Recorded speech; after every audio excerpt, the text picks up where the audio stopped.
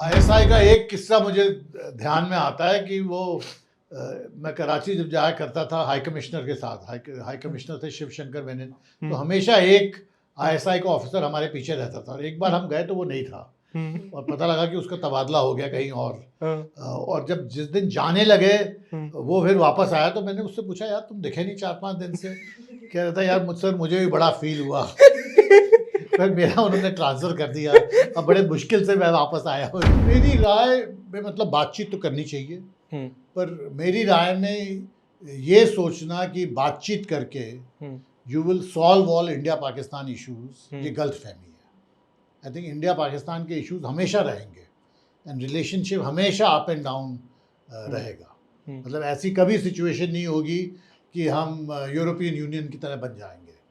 पर इच्छा तो है सर, इच्छा हो सकती है पर गलत फहमी है। It will not happen.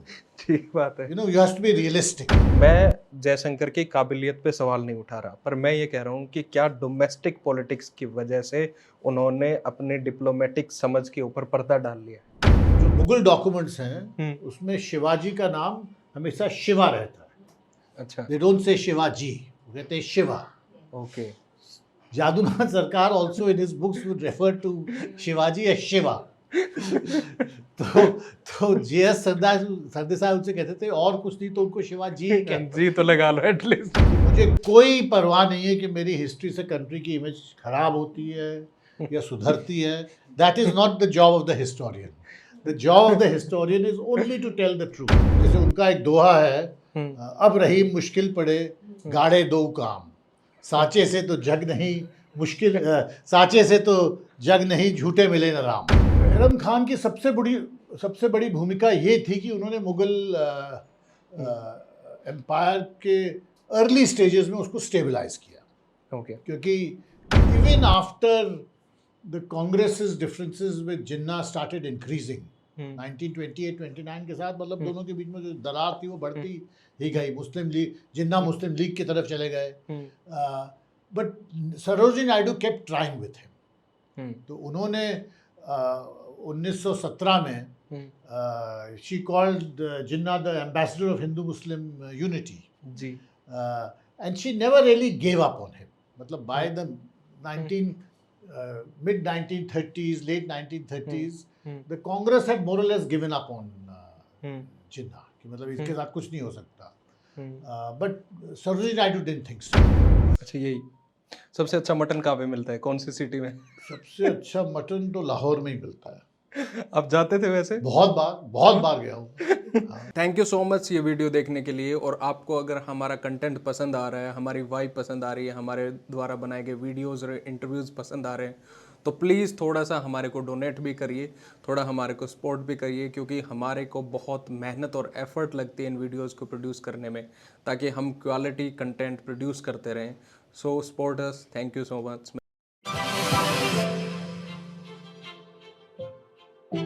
Hello. So आज हमारे साथ जो जेंटलमैन बैठे हैं, इनका नाम टीसी राघवन है और मैं तो फ़ैन हूँ इनका। एक्चुअली मैंने 17-18 के आसपास में मेरी पहली डॉक्यूमेंट्री फिल्म बनाई थी लोहारू फोर्ट के ऊपर में, और उस फिल्म को मैंने ट्वीट किया तो सर ने रीट्वीट किया था। और सर का काम जो है पर्टिकुलरली पाकिस्तान के ऊपर, उसको मैं बहुत पसंद करता हूँ। और पाकिस्तान के अलावा जो हिस्ट्री के ऊपर काम है, ये 3 मोटी मोटी किताबें हैं, देखो मैं लेके आया हूँ। इनको मैंने पढ़ा है और इनकी खूबसूरती ये है कि सबसे अच्छी चीज़ मेरे को एक तो ये लगी कि इनके नाम बहुत अच्छे हैं, किताबों के अलग अलग नाम जो हैं, मतलब वो बोरिंग नाम नहीं है किताबों के। और इनमें लिखा भी बहुत आसान भाषा में है, वो मुश्किल नहीं है कि भाई मेरे को बहुत आता है तो मैं इसको मुश्किल करके बता देता हूँ।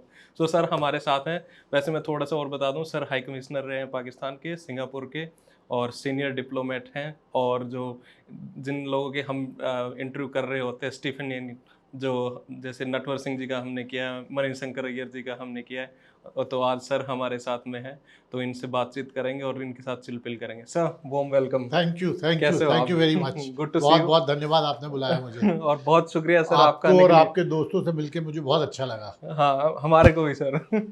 सो सर आपकी किताब, मैं सबसे पहले तो स्टार्ट करना चाहूँगा अटेंडेंट लॉर्ड, जिसमें आपने बैरम खान और अब्दुल रहीम खान खाना का जिक्र किया है।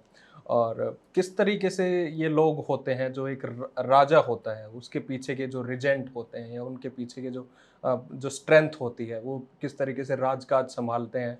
और एक टाइम वो भी आता है कि वो राजकाज संभालने वाले लोगों को, जब राजा पावरफुल होता है तो उनको मक्खी के जैसे निकाल के फेंक देता है। तो सबसे पहले ये आइडिया कैसे आया, क्योंकि ये वो पर्सनैलिटीज़ नहीं है जिनके बारे में लोग ज़्यादा जानने में दिलचस्पी रखते हों। सबसे पहले मुझे अब्दुल रहीम खाने खानान के बारे में हाँ। आइडिया धीरे धीरे आया, एकदम नहीं आया। जब मैं 5वीं या 6ठी कक्षा में था तब मैंने रहीम के दोहे पढ़े थे। सब लोग पढ़ते हैं और उनको हम लोग अधिकतर रहीम दास कहते हैं, और उनके दोहे भी काफ़ी सरल भाषा में लिखते थे वो। और मतलब रोज मतलब हर रोज के लिए कोई प्रिंसिपल्स बताते हैं, किस तरह मतलब रहना चाहिए, किस तरह अपने दोस्तों के साथ व्यवहार करना चाहिए। तो उस तरह के बड़े वेरी सिंपल लैंग्वेज में उनके दोहे थे। और मैंने पढ़े और मैंने उतना ध्यान नहीं दिया, पर जब मैं स्कूल में ही था एक बार बाय चांस हमारे स्कूल के हमारी टीचर ने हमको एक पिकनिक में ले गई अब्दुल रहीम खाने खानान की दरगाह में। अच्छा।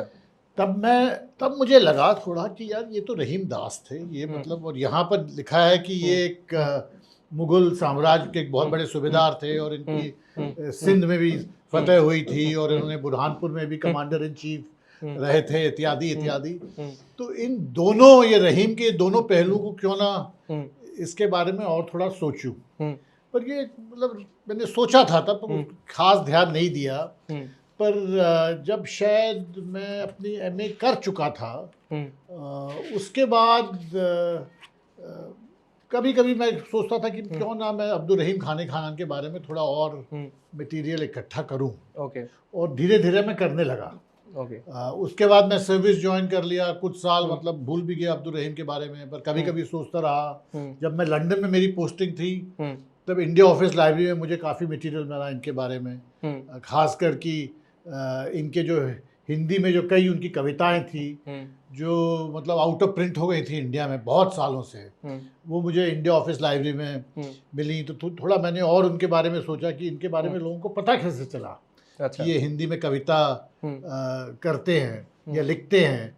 और ये उस प्रश्न के जवाब देने के लिए मुझे पता लगा नागरी प्रचारणी सभा जो बनारस में है उसके बारे में। हाँ जी। तो उस तरह मुझे लगा कि अब्दुल रहीम खाने खानान की कहानी बताने लायक है, जिसमें, और उनकी कहानी सिर्फ 16वीं या 17वीं शताब्दी की नहीं है, but it continues up to our own times, because in a sense उनके बारे में लोग काफ़ी हद तक भूल गए थे।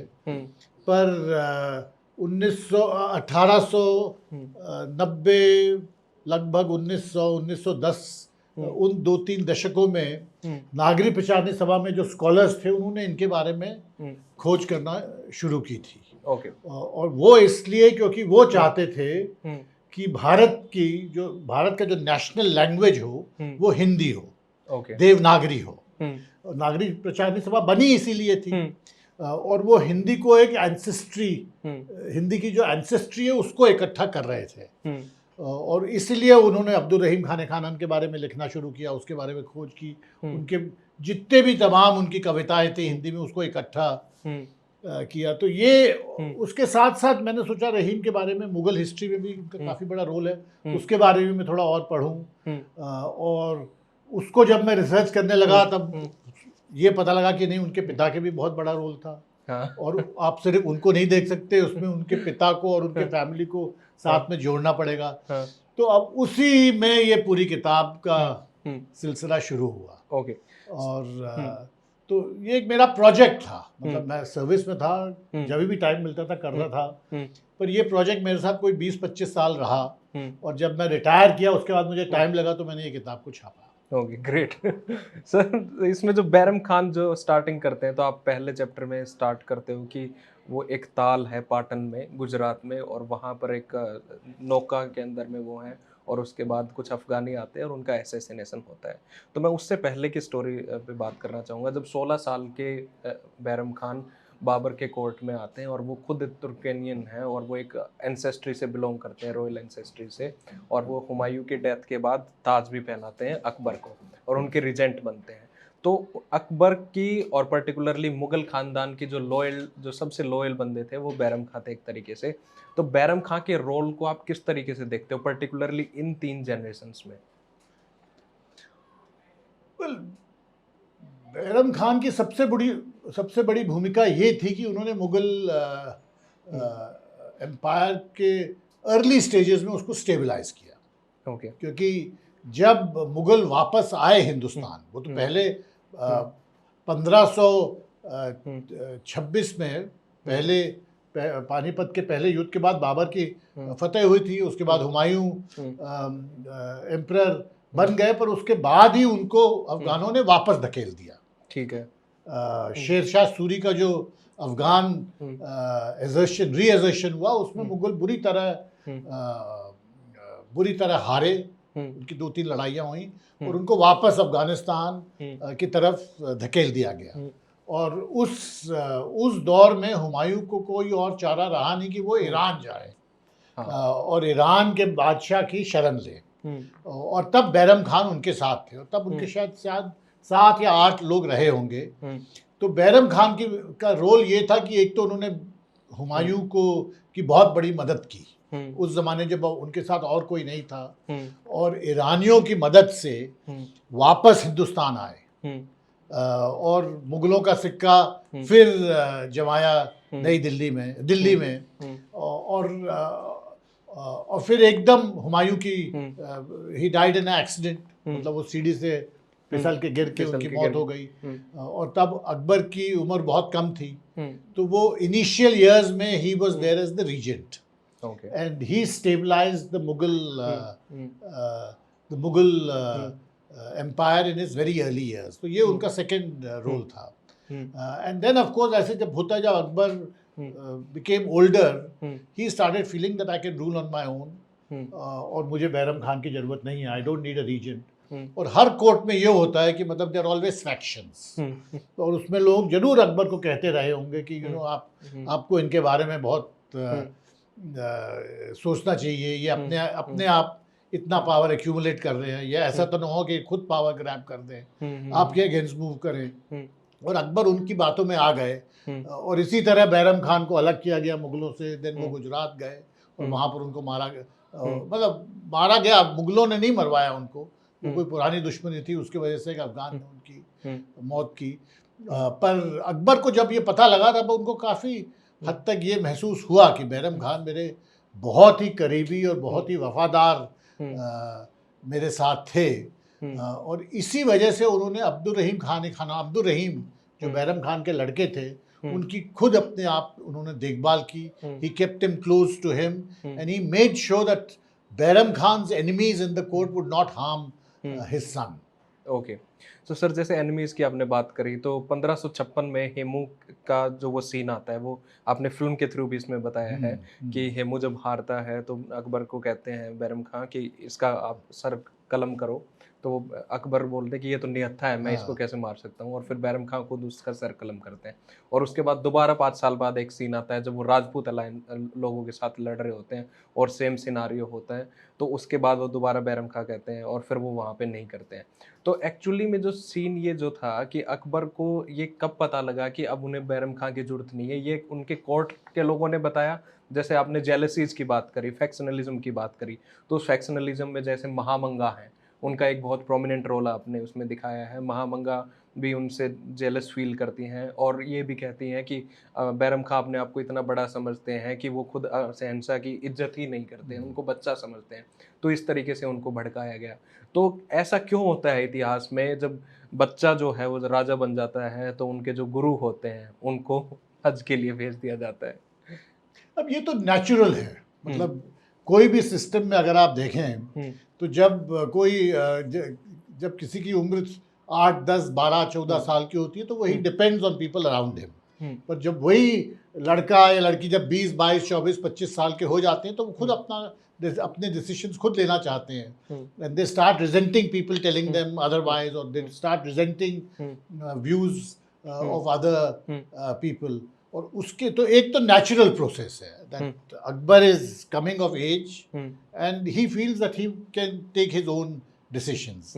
उसके साथ में हर सिस्टम में, हर कोर्ट में अभी भी देयर आर ऑलवेज फैक्शंस।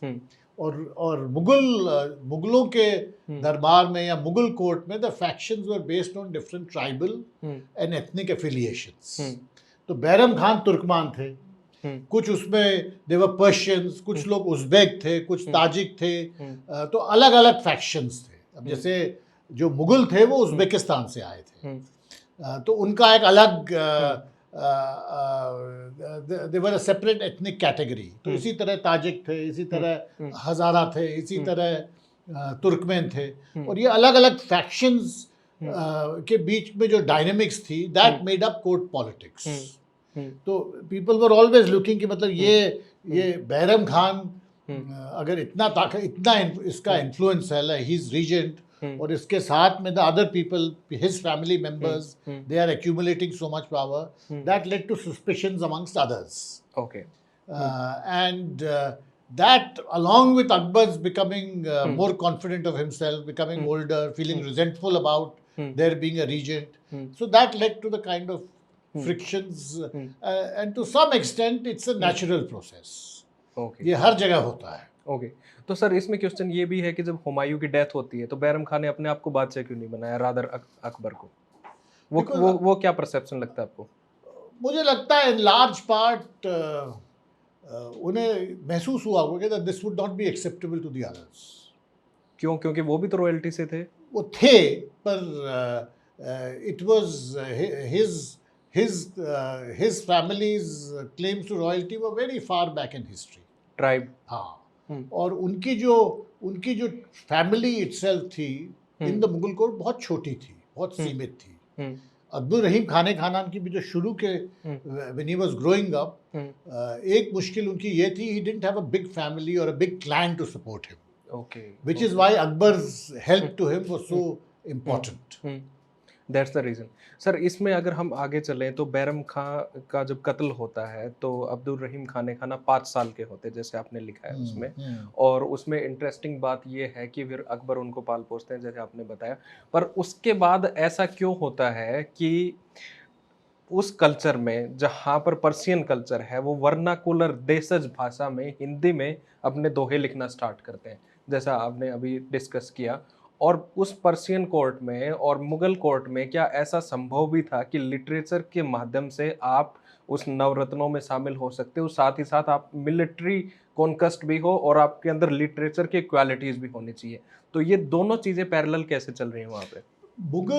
मुगलों में एक बात ये ज़रूर थी कि उनके जितने भी, सर ये आपकी ठंडी हो जाएगी, जितने भी इम्पोर्टेंट नोबल्स थे या जितने भी उनके सूबेदार थे, उन सब के लिटरेरी एम्बिशंस थे। They gave a great deal of emphasis to reading, writing, having libraries, having people who were around them, who were good painters, who were good writers, who were good poets. So the Mughals believed that a complete person or a complete man is one who is equally accomplished, both in military and political affairs, but also in literary affairs. So, और अब्दुल रहीम भी उसी background से आए थे। उनके पिता बैरम खान भी अच्छी कविता लिखते थे, उनको भी कवियों के साथ रहने में, उनसे बात करने में उनको शौक था। और अब्दुल रहीम खाने खानान की जो हिज मदर, और मतलब Bairam Khan and Humayun married 2 sisters Mewat से, और उनकी जो फैमिली थी वो हिंदुस्तान में कई सालों से थी, and maybe they were originally from Mewat itself who had converted to Islam. तो कुछ हद तक उनका हिंदी या हिंदवी या लोकल डायलेक्ट्स और लोकल लैंग्वेजेस को जानना स्वाभाविक था। Alongside that, he had the best tutors who taught him Persian, who taught him a certain amount of Turkish, because the idea was that if you came from a good family, if you came from an important family, then your accomplishments did not have to be only in the military and political field, but it also had to be a literary accomplishment. Okay sir, इसमें एक चीज़ और भी interesting नज़र आती है कि उनका जो पूरा कोर्ट है, मुगल कोर्ट है, वो जो पर्सनेट इमिग्रेशन है उन्हीं के ऊपर चल रहा है, और उनको एक्सटेंड करने के लिए ऐसा भी, जैसे हमने एक पुराने इंटरव्यू में सर ने कहा था एक ने, कि अगर आप यहाँ देखें कि जो पर्शियन लैंग्वेज के अलावा जो हिंदुस्तान के जो लोग थे जो पर्टिकुलरली पढ़ने लिखने में शामिल थे, यहाँ के जो कायस्थ, ब्राह्मण और अलग जातियाँ थी, उनको भी खूब काम मिला, पर जो प्रोमिनेंट जगह जो थी वहाँ पर पर्शियन एलिट्स और इमिग्रेंट्स थे। ऐसा क्यों था वहाँ पे कोर्ट में, मुगल कोर्ट में पर्टिकुलरली? इसी जब हुमायूं पर्शिया गए और फिर जब मुगल साम्राज्य का फिर स्थापना हुई, जब वो लौटे, उनके साथ तब बहुत सारे पर्शियन नोबिलिटी, राइटर्स, सोल्जर्स आए थे। और उसी तरह what was originally central Asian court और तुर्किक कोर्ट, बिकॉज बाबर के साथ तो ज़्यादातर अफगानिस्तान और सेंट्रल एशिया, उज्बेकिस्तान से आए थे लोग। So what was originally a Central Asian and Afghan, largely an Afghan court, also became a Persian court. And अब क्यों इमिग्रेंट्स का इतना बड़ा रोल था? कुछ हद तक क्योंकि the Mughals themselves were immigrants, and they admired the Persians. मतलब Persians were seen as highly civilized, highly cultured people. They admired they admired Persian as a language. So इस वजह से इतने सारे Persian, there were so many Persian nobles in the Mughal court, and why they were given important positions. पर उसके साथ साथ there were also many families who had been in India for 300-400 years. और वो कुछ हद तक they had become totally Indianized.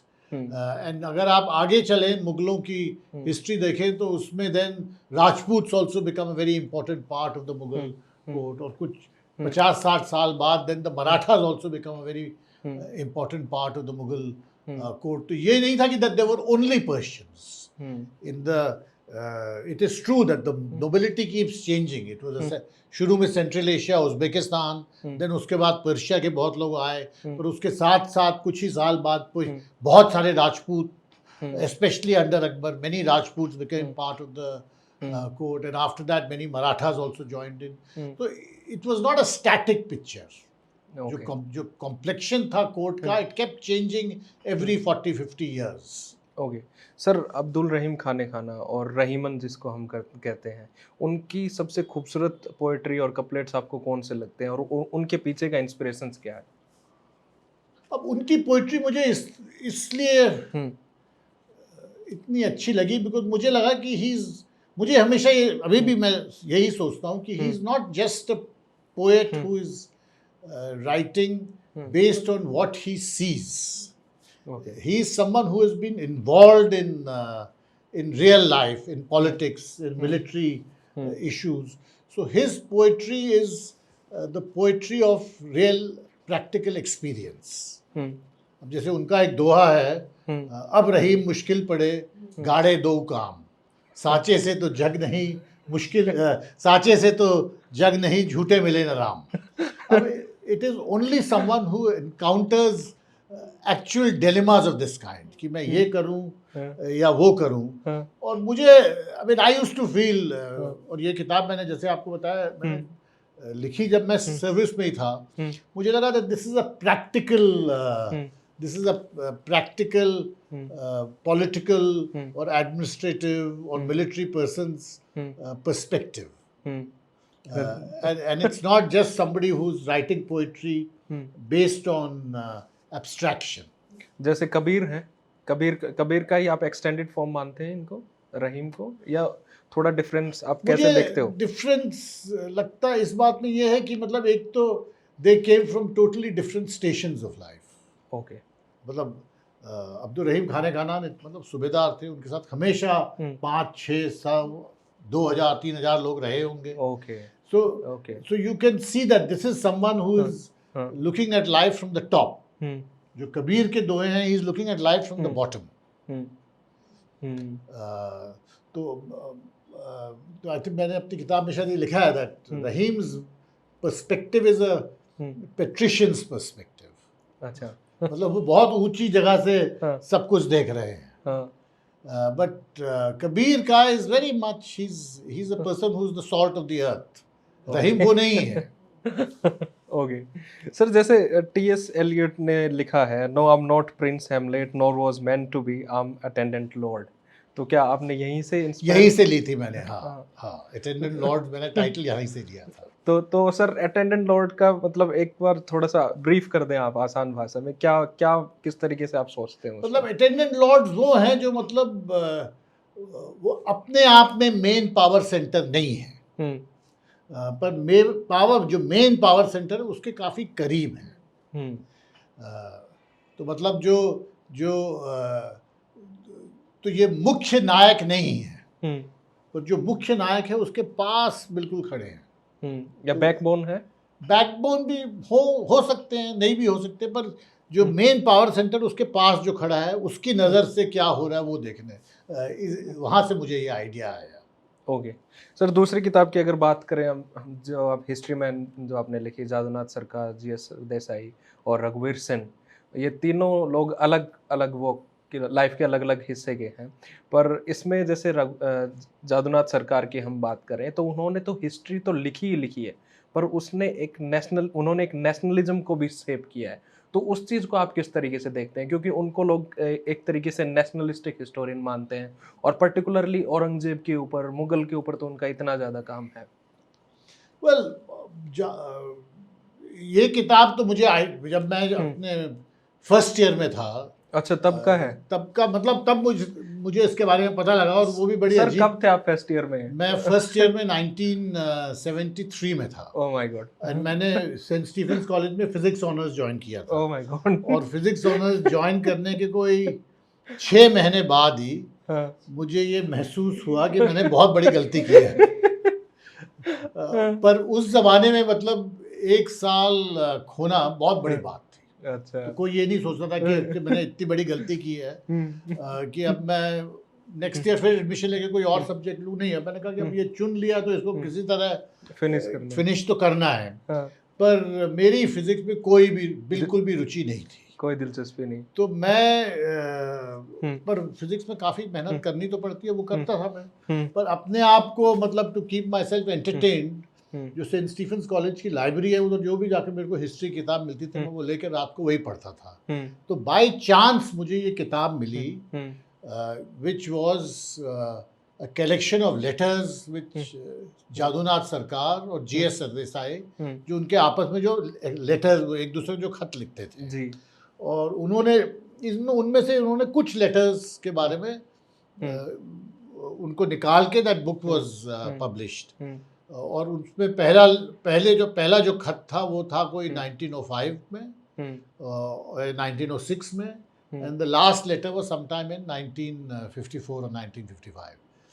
तो ये लगभग 50 साल तक they kept writing letters to each other. और मैं पढ़ने लगा, आई वाज इंटरेस्टेड बिकॉज उसमें बड़ा ही ऑब्सक्योर डिटेल था कि उधर जाने के लिए फलाने जगह जाने के लिए you have to take this train, और ये ट्रेन आपको इस स्टेशन में छोड़ेगी, फिर वहाँ से आप बस पकड़ना, फिर वहाँ से आप ये करना, उस तरह के डिटेल्स थे। बेसिकली उनका at that time when they wrote history, उनका आइडिया ये था that we must get to the actual facts. Okay. और वो एक्चुअल फैक्ट्स के लिए मतलब इट मेंट कि आप पहले उधर जाओ और वो जगह देखो जहाँ पर उस दिन ही camped, so and so camped, then next day वहाँ से जब मार्च किया 20 किलोमीटर दूर तो दूसरी जगह कैंप किया, तो वो 20 किलोमीटर जाके दूसरी जगह जाओ। So they were very very detailed. And और 1977 में मेरे को by chance again I found कि कुछ लेटर्स रघुवीर सिंह के भी थे टू जादूनाथ सरकार एंड जादूनाथ सरकार लेटर्स टू रघुवीर सिंह, वो भी किसी ने पब्लिश किया था। तो तब मुझे लगा यार इन तीनों की जो the relationship which is there is quite interesting. पर उसके बाद मुझे ज़्यादा मौका नहीं पड़ा। पर एक बार 2002 या 2003 में मुझे सीतामऊ जाने का मौका मिला। हाँ। तो सीतामऊ में वहाँ पर रघुवीर सिंह ने उनका जो पुराना महल था उन्होंने उसको एक रिसर्च लाइब्रेरी बनाई थी, और वहाँ पर ही सभी चिट्ठियाँ थी, जादूनाथ सरकार की, जीएस सरदेसाई की और रघुवीर सिंह की। और मुझे लगा ये कहानी बताने लायक है, that they were these 3 people who were really committed to writing history। और ये कहना कि दे वर नेशनलिस्ट एक्चुअली सही नहीं होगा. ओके. उनका व्यू था, आई मीन जादूनाथ सरकार तो actually was a great supporter of the British. उन्होंने he had no sympathies with the Congress. और वो ये सोचते थे कि मतलब nationalist history is not correct history. उनका व्यू था history has to be fact based and factual. And there is a famous line of his कि मुझे कोई परवाह नहीं है कि मेरी हिस्ट्री से कंट्री की इमेज खराब होती है या सुधरती है. That is not the job of the historian. The job of the historian is only to tell the truth. So this is not a nationalist view. Okay. Nationalist होगा वो तो हमेशा यही चाहेगा कि मैं मतलब जो भी है उसको बढ़ा चढ़ा के इस तरह बताऊं कि मेरे देश की जो छवि है, जो इमेज है, वो और अच्छी हो. पर Jadunath Sarkar was totally oppose to that. Okay. And और उनके और जीएस सरदेसाई के बीच में कुछ हद तक मतभेद भी इस बारे में थे. Because GS Sardesai to some extent was a Maratha nationalist. And he writes on Maratha. He writes on the Marathas, and he wanted to show the Marathas as being, a great people. Shivaji as being a great soldier, a great politician, a very accomplished human being. And Jadunath Sarkar would always say that this is all so, this is all maybe true, but you cannot depart from the facts. Exaggeration? You should not exaggerate. Okay. अगर आपको जो तथ्य हैं, जो element, जो actual historical facts हैं, वो ये कहते हैं कि मतलब XYZ हुआ, तो उसको आपको छुपाना नहीं चाहिए. हाँ, ठीक बात है. And you should never take the explanation which is the most benign explanation. You should go for the explanation which appears to be the correct explanation. So Sarkar was not a nationalist. वो जो कहते हैं he was a एम्पिरिसिस्ट. मतलब उनका view था that I will go where the facts take me. पर उनके बारे में ऐसा परसेप्शन क्यों है? अब उनके बारे में परसेप्शन इस तरह बना because he wrote a book which people thought is very critical of Aurangzeb. So because of that, people started saying that he is the objective historian. और उन्होंने औरंगजेब के बारे में जो सही कहानी वो बताई थी, पर उसको कुछ हद तक सप्रेस किया गया. पर वो कहानियाँ थोड़ी बढ़ा चढ़ा कर हैं. अगर आप जादूनाथ सरकार की किताब पढ़ें on Aurangzeb carefully, you will also realise कि वो साथ साथ ही is critical of Aurangzeb, but he is also a great admirer of Aurangzeb. Like how? Because he saw him as someone who was very austere in his life. मतलब वो normal Mughal rulers की तरह, मतलब he was not, he didn't let the good life overwhelm him. He was very Luxuries of austere. life. He was a very good soldier. He always led from the front. वो जिस तरह के situation उनके सिपाही थे, उसी तरह की तजुर्बा उनका भी था. So for all those qualities, सरकार also admired औरंगजेब.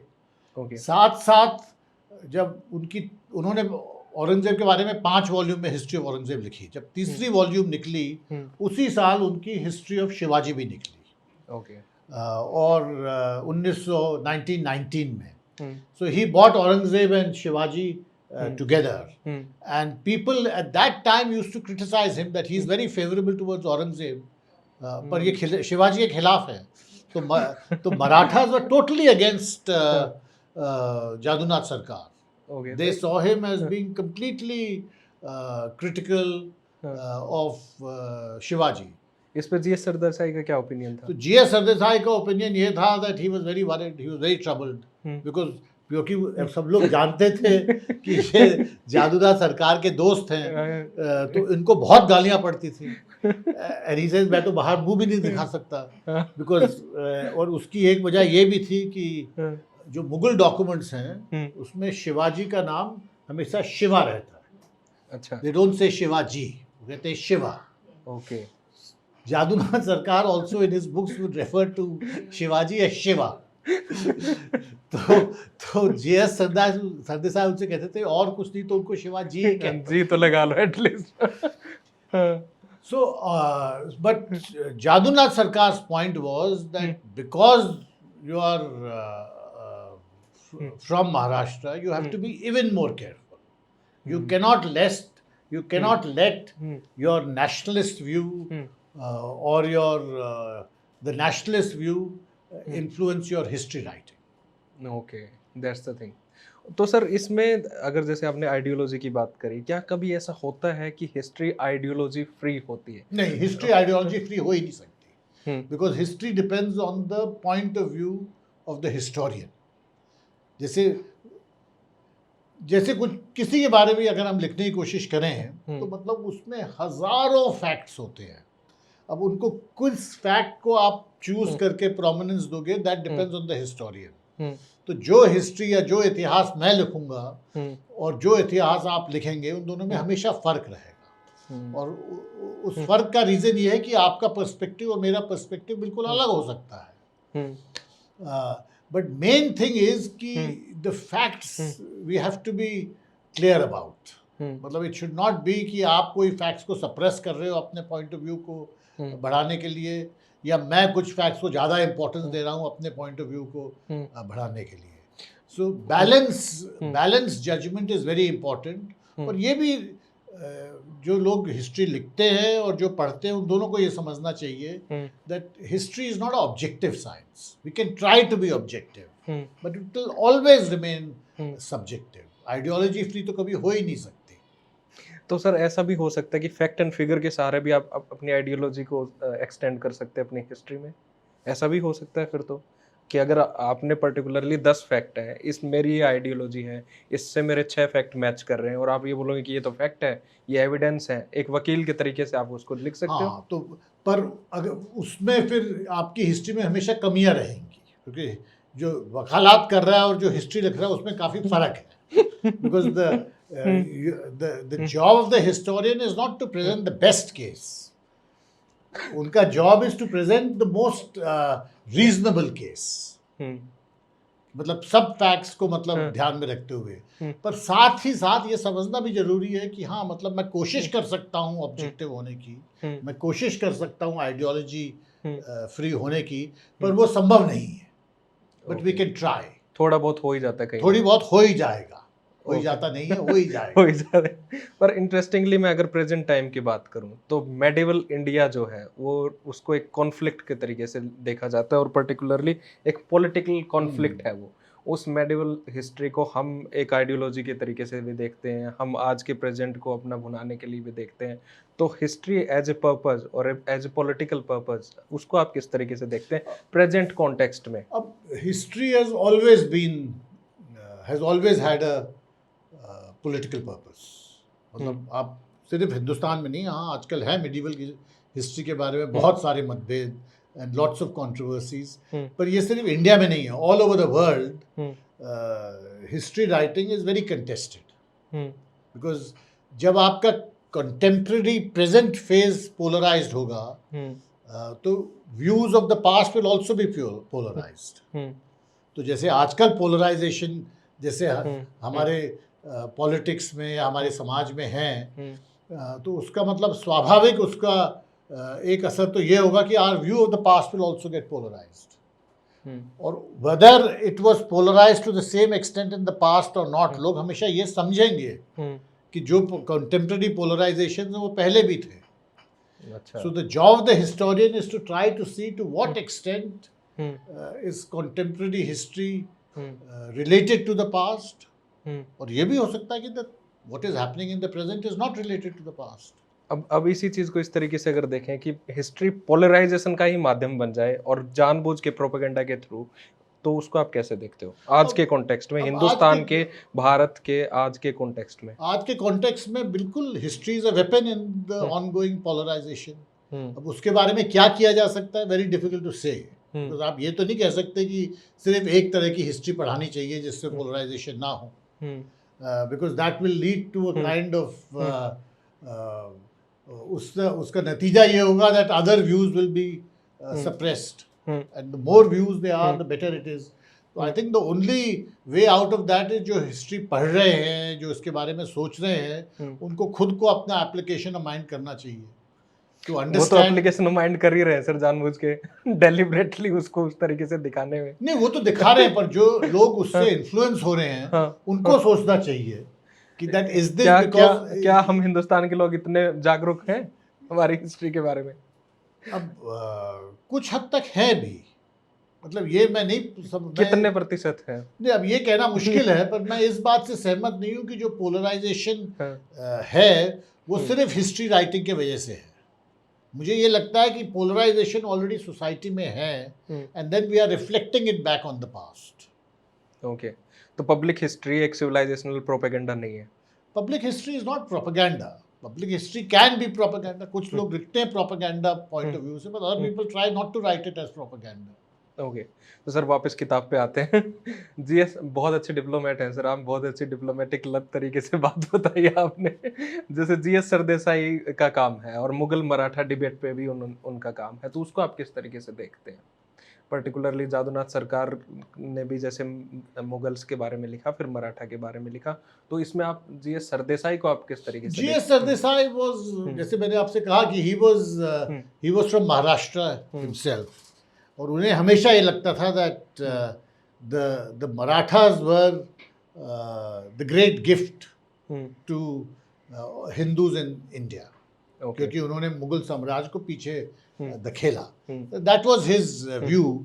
और अब वो किस हद तक सही था, that depends on your point of view, because ये हमेशा जादूनाथ सरकार और जीएस सरदेसाई के बीच में डिफरेंस ऑफ पर्सपेक्टिव था। बिकॉज जादूनाथ सरकार का कहना ये था कि शिवाजी या कोई भी मराठा वो ये नहीं वो जो कर रहे थे वो हिंदू धर्म को बचाने के लिए नहीं कर रहे थे।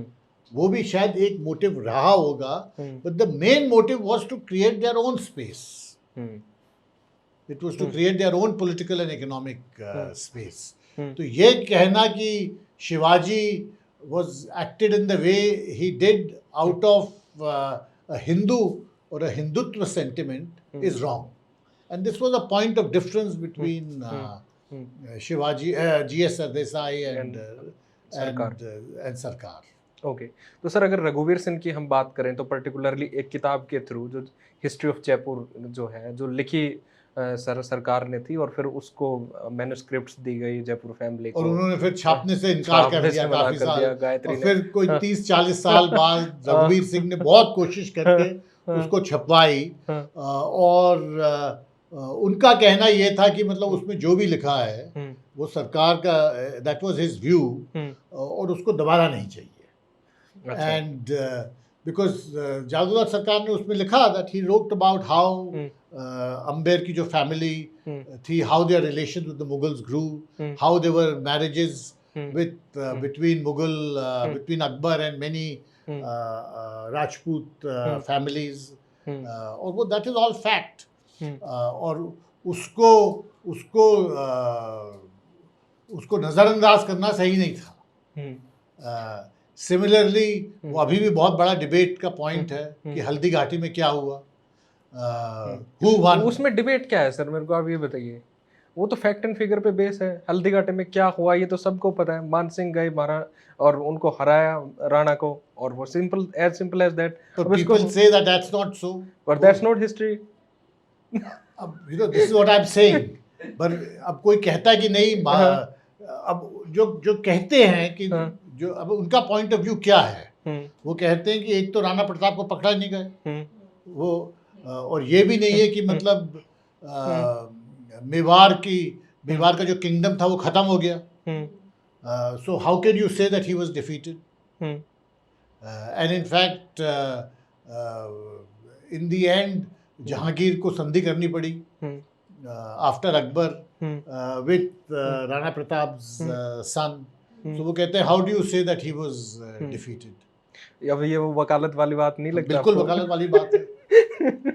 अगर वकील के तरीके से हिस्ट्री देखोगे तो आपको फैक्ट मिलेंगे फिर उसमें, you know, but this is two different points of view. Okay, जैसे आप मेवाड़ से हैं, आप कह सकते हैं that Rana Pratap was fighting out of for independence, because he didn't want to be subservient to the Mughals. ये बात तो सही बात है, बिल्कुल सही बात है। So that is one point of view. पर who was leading the Mughal armies? It was Man Singh, yes, from Amer. yes. अब वो क्यों कर रहे थे? Because he thought that we need to be bigger than our small kingdoms. And उनको ये लगा कि with Akbar we all have a stake, so we can create a better space for all of us. तो वो भी अपनी तरफ से सही थे. So this was a clash of two principles.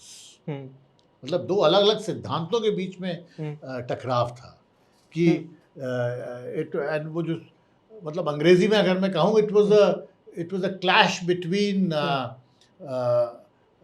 a narrow patriotism and a larger patriotism, but they were both patriots. अब इसीलिए that is why it is such a contentious issue to this day, that अगर आप सिर्फ एक perspective से देखें और वो मेवाड़ के पर्सपेक्टिव से या राणा प्रताप के पर्सपेक्टिव से, then the point of view of मान Singh, which is also correct, that we are trying to create a larger space जिसमें हम सबका, in which we are all a part, उस व्यू को आप कैसे सप्रेस कर सकते हो?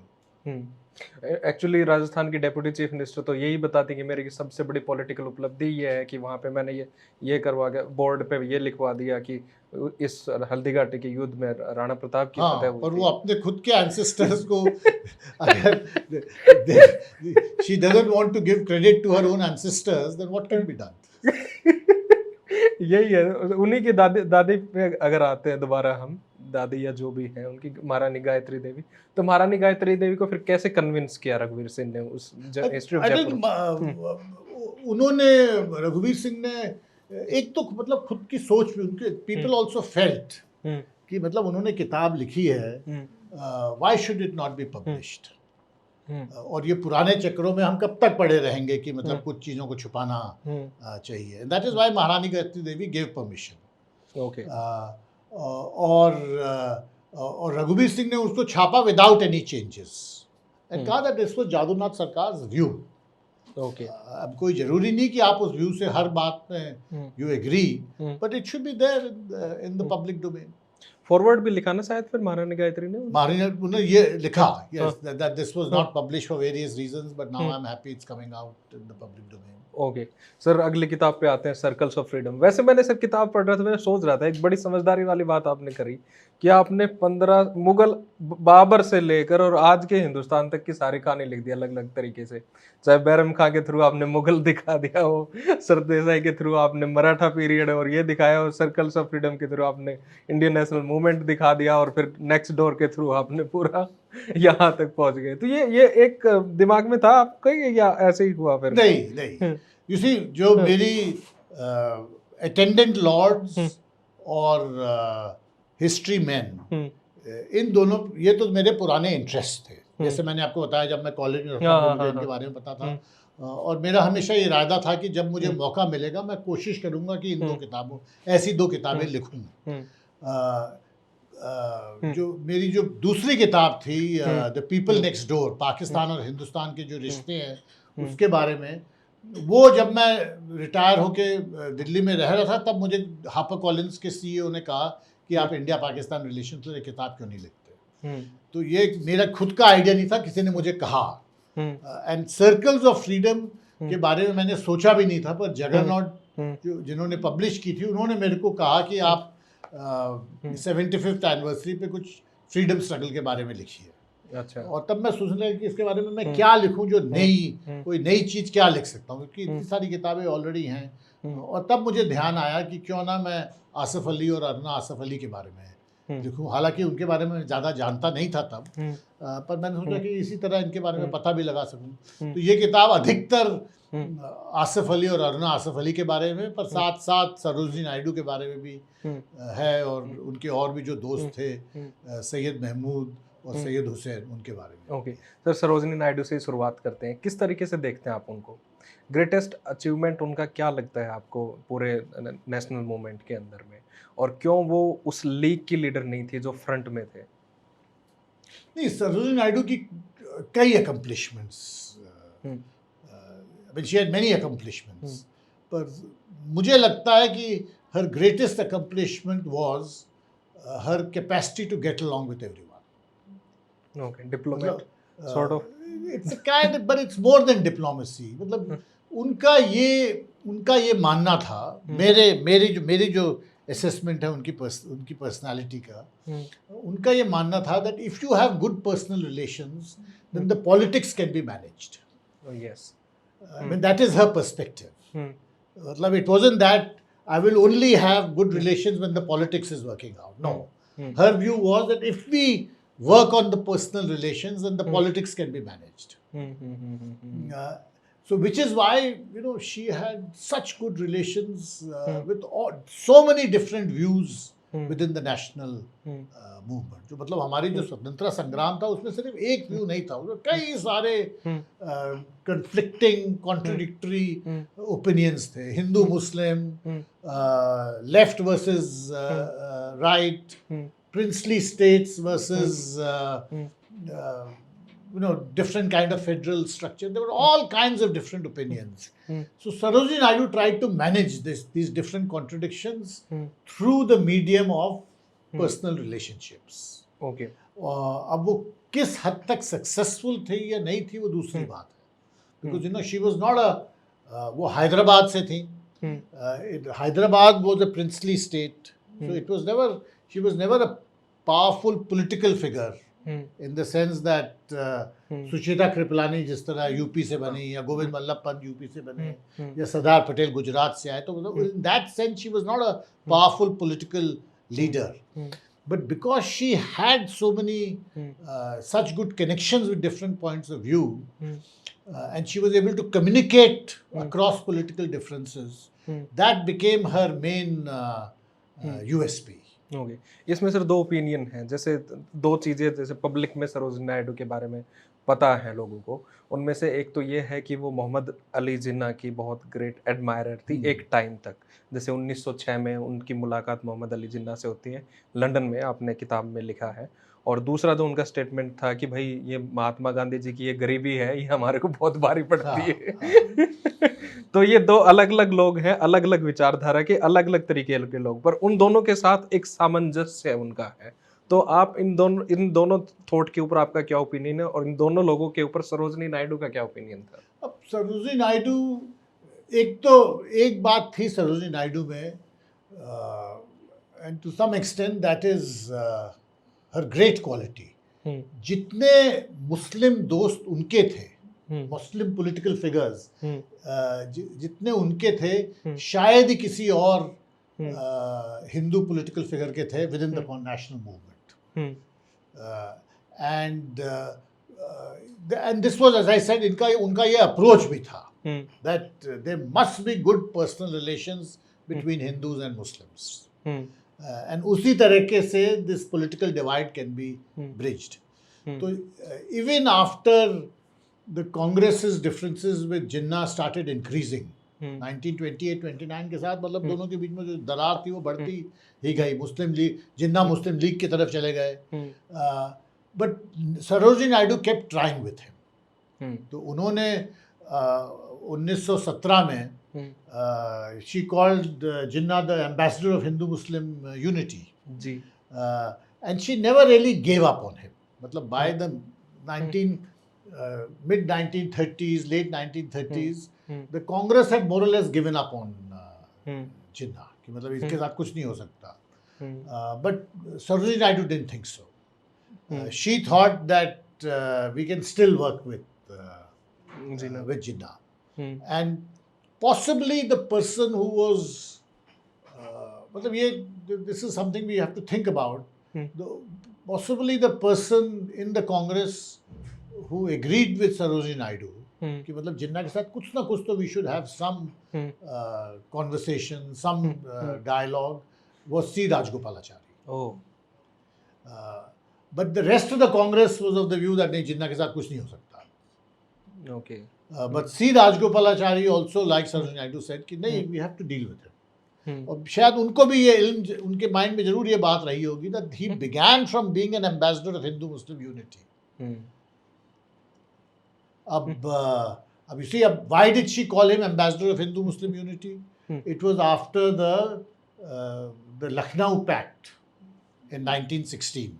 Okay. Between the Congress and the Muslim League. अब जो लखनऊ पैक्ट है, लोग भूल जाते हैं कि who were the two biggest architects. एक तो थे Mohammad Ali Jinnah himself, hmm, but the second was Lokmanya Tilak, तो जिन्हें हम हिंदुत्व आइकॉन की तरह देखते हैं आज, but he was actually the person who said that no, Hindus and Muslims have to stand together.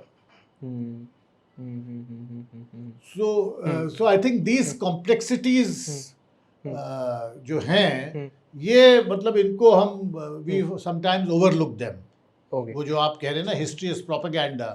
So no, तो when people talk about Tilak, they talk about all kinds of things, Ganpati festival, Shivaji festival, पर जो Lucknow pact था उसके बारे में नहीं बात करते.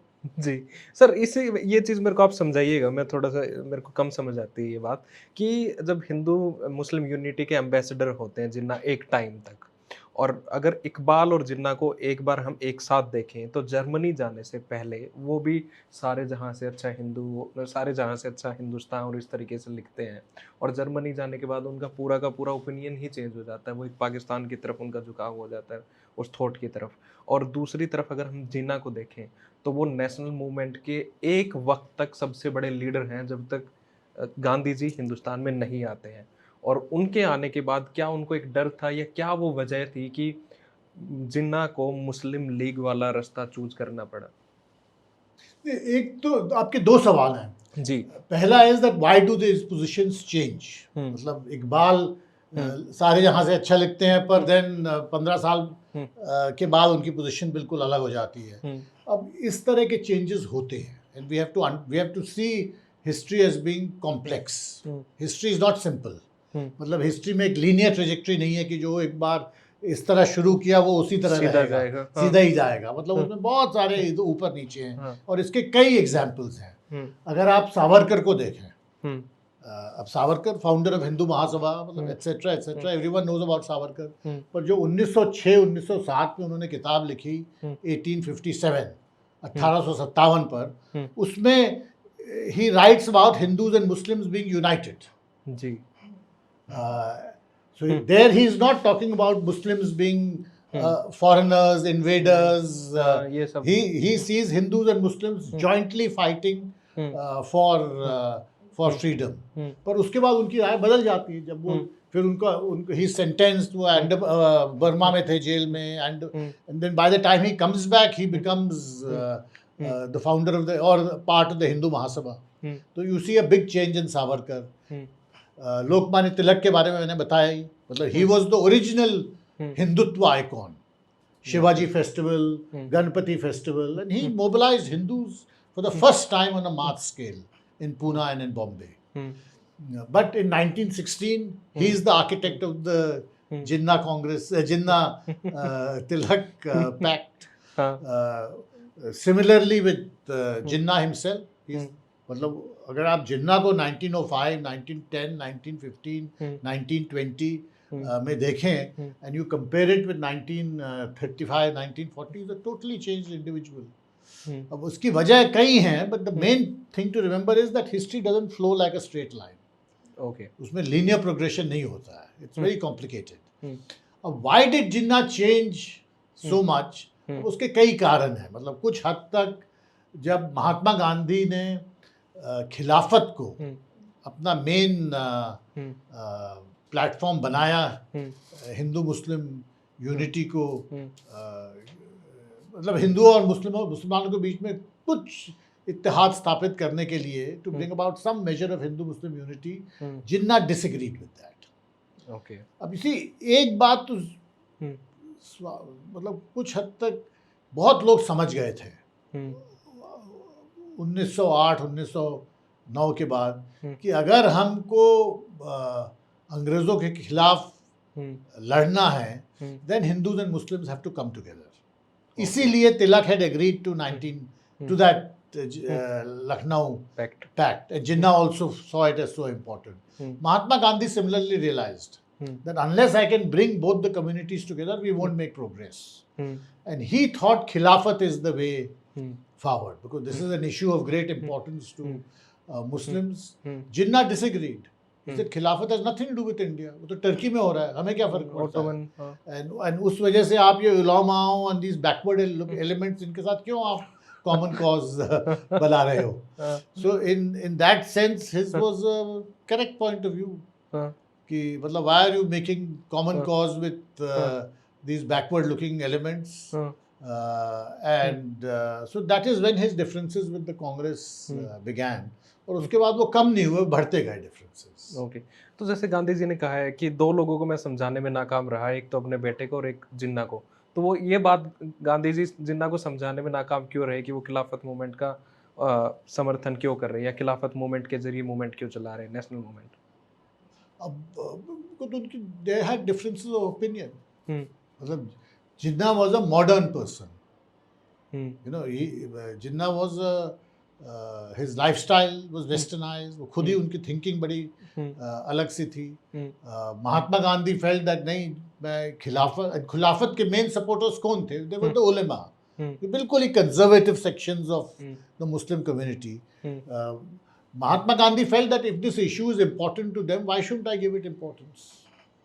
ओके, अगर इससे मैं इनके साथ मेरे रिश्ते मजबूत होते हैं तो मैं क्यों ना करूं ये. So this was their different points of view. Sometimes different points of view cannot be reconciled. Okay, Sarojini Naidu ने बहुत कोशिश की to bring them together on this, but they failed. Sometimes people fail. Okay sir, अब वो poverty वाला किस्सा बताइए, सरोजिनी नायडू ने जो कहा था. सरोजिनी नायडू ने जो महात्मा गांधी के बारे में, हाँ. अब सरोजिनी नायडू का जो पर्सपेक्टिव था on, see, it was a very feminine view. मतलब she could assess people in a very realistic way. She didn't get taken in by their own assessments. तो ये जो महात्मा गांधी का व्यू था कि मतलब मैं सिर्फ बहुत, तो she saw it as, you know, something to be not laughed at, but something to be, you know, amused about. Okay, तो इसीलिए उन्होंने कहा था कि जब ये थर्ड क्लास में चलते हैं हाँ, तो इनको बहुत हमको बहुत भारी पड़ता है जी. ओके, तो सर जैसे और कैरेक्टर्स की बात करें उसमें से, तो जैसे असफ अली हैं और उनका जो कंपोजिट नेशनलिज्म है, और जैसे एक रिलीजियस नेशनलिज्म है, और हमारा पूरा नेशनलिज्म ही यूरोप का नेशनलिज्म को हमने अपनाया था उस तरीके से, तो उनके कंपोजिट नेशनलिज्म की जो बात करते थे, उनको आप उसको आप किस तरीके से देखते हो, पर्टिकुलरली नेशनल मूवमेंट में? अब नेशनल मूवमेंट में जो नेशनलिस्ट मुस्लिम्स थे, this idea of composite nationalism came from the nationalist Muslims. Abul Kalam Azad, Asif Ali, doctor M A Ansari और कई और जो थे, उनका व्यू ये था कि हिंदू और मुसलमानों को साथ में चलना चाहिए. And clearly that view did not succeed, because जो नेशनलिस्ट मुस्लिम्स थे in the Congress, they were a small minority. अधिकतर middle class Muslim intellectuals, they started gravitating towards the Muslim League, because उन्हें लगा कि unless minorities have safeguards, they will not be able to survive in a country like India. Okay, that's the thing. So इसी में अगर जैसे आपने loyalties, relations, friendship की अगर बात करी है, तो इसी में मैं एक चीज़ देखता हूँ, तो ये जो सारे कैरेक्टर थे नेशनल मूवमेंट्स के, ये सारे रेशनल थे या थोड़ा इमोशनल थे, या इनकी फ्रेंडशिप भी कभी कभी इस मूवमेंट के आगे आ जाती थी, या किस तरीके का था इन सब का एज ए ह्यूमन इनका रिलेशन कैसा था? It was a combination. अब आसिफ अली को अगर आप देखें, he is certainly a combination of very rational but also very sentimental and emotional, and to some extent he is pushed by events. अब जैसे अब आसिफ अली को अगर आप देखें 1926 में वो एक इलेक्शन में खड़े हुए थे दिल्ली में, and he lost. And he lost because he felt that the Hindus didn't vote for him. Okay. हालांकि Motilal Nehru supported him, but Madan Mohan Malviya campaigned against him और वो election हार गए. Now it's quite possible that at that time he may have gone along with Jinnah and joined the Muslim League. But then he met Aruna Ganguly, and they got married. And to some extent, events made him into the kind of person he was. He may not have possibly intended it like that, अब ये होता है हमारी खुद की ज़िंदगी में, मतलब आप कभी कभी ऐसे डिसीशंस हाँ। लेते हैं हाँ, या ऐसे डिसीशंस आपको लेने पड़ते हैं, you have to make such kind of choices जिसके बारे में आपने पूरा सोचा भी ना हो, बट होता है, मतलब इट हैपेंस, इट्स सो स्वाभाविक लगता है तब. So I think the same thing happened to him. And once he married Aruna Ganguly and she becomes Aruna Asif Ali, and in many ways it was something quite extraordinary, a Hindu-Muslim wedding in 1927, 1928. जिस तरह आज लोग बात करना उसके बारे में बात करेंगे, उस टाइम और भी ज़्यादा बात करते थे. सरोजनी नायडू ने भी कहा था कि थोड़ा सा भाई हाँ, देखना. people advised both of them against it, but they had decided. Okay. Uh, या सर, ब्रॉडर पर्सपेक्टिव में अगर बात करें तो इंडियन नेशनल मूवमेंट की सबसे खूबसूरत बात आपको क्या लगती है? अगर पूरे ब्रॉडर पर्सपेक्टिव में और नेशनल मूवमेंट्स हुए, अलग अलग देशों में हुए, वहाँ की आज़ादी के लिए संघर्ष हुए, अमेरिका में हुआ, I think हाँ, इंडियन नेशनल मूवमेंट की सबसे यूनिक और खूबसूरत चीज़. सबसे खूबसूरत मुझे जो लगता है उसमें तो ये है that the commitment of so many of its leaders, that recognizing that India is a very diverse country और सबको साथ लेके चलना पड़ेगा. I think understanding the heterogeneity of Indian society and trying to take everyone along, not succeeding but trying. I think that is what is so wonderful about the Indian national movement. ये चीज़ हाँ समझाई हमारे को गांधी ने, या इस चीज़ को lead नहीं, I think गांधी मेरे ने को किया? लगता है काफी शुरू से इसके बारे में लोगों की ऐसी सोच थी. It's not just Gandhi, it's not just Nehru. Okay. I think if you look from the 1880s, this kind of thinking was there, that we are very large, we are very complex, और सबको साथ में लेके चलना पड़ेगा. Plural. Okay. Sir आखिरी किताब पे आते हैं, थक तो नहीं गए ना आप? नहीं नहीं नहीं. जब आप IAS बने तब लग रहा था जिंदगी में कभी कि भाई पाकिस्तान में पोस्टिंग हो? नहीं. हाँ, कि मजा आएगा पाकिस्तान में नहीं, मेरी पोस्टिंग हो? रुचि थी, हाँ. बट कभी मैंने इस तरह प्लान, मेरी रुचि जरूर थी. अगर मेरे को पहले भी मौका मिलता तो मैं जाता जरूर पाकिस्तान, पर मुझे मौका सिर्फ 2002 में मिला, और I was very happy to go. Okay. Dhurandhar movie देखी है? नहीं, मैंने देखी नहीं है. मैंने सुना है उसके बारे में, पर मैंने देखी नहीं है. अच्छा, देखने का मूड है आपका या नहीं? मैं सोचता हूँ कभी कभी देखने के, पर फिर मैंने अभी तक मैंने मतलब कोई वजह नहीं सोची कि देखना जरूरी है. शायद कभी देखूंगा. ओके. सर, जब आप पहली बार पाकिस्तान जाते हो तो क्या अलग चीज़ आप वहाँ पे पाते हो? क्या आपको एज आप हिंदुस्तान के एक डिप्लोमेट के तरीके से आप 2002 में पहली बार जब जाते हो तो क्या आपको लगता है, थोड़ा सा एंग्स्ट फील होता है, या आपको ये लगता है कि मैं एक डिप्लोमेटिक मिशन पे हूँ, ये जो देश है ये एक एनिमी कंट्री है हमारे लिए, या ये देश जो है इनके साथ हम एक डिप्लोमेसी के तरीके से ही बात कर सकते हैं, या हमारी जो एक शेयर्ड हिस्ट्री है, एक लिव्ड हिस्ट्री है, इसको भी हमारे को प्रायोरिटाइज करना चाहिए? क्या ओपिनियंस, क्या आपके दिमाग में चल रहा था? नहीं, ये जो आपने कहा ये सब ओपिनियंस थे मेरे. मतलब जब मैं 2002 में गया था हालात बहुत ही खराब थे, जिस तरह आजकल हैं उसी तरह थे. इंडिया और पाकिस्तान के बीच में वो एकदम पराक्रम के समय की बात है. पार्लियामेंट पे मेजर टेररिस्ट अटैक हुआ था, तो हालात बहुत ही खराब थे. तो जितने भी आपने इमोशंस, अभी जितने भी आपने सेंटिमेंट्स बताए, enemy country, but the same time cultural similarities, ये सब यू ऑल, इट्स नेचुरल.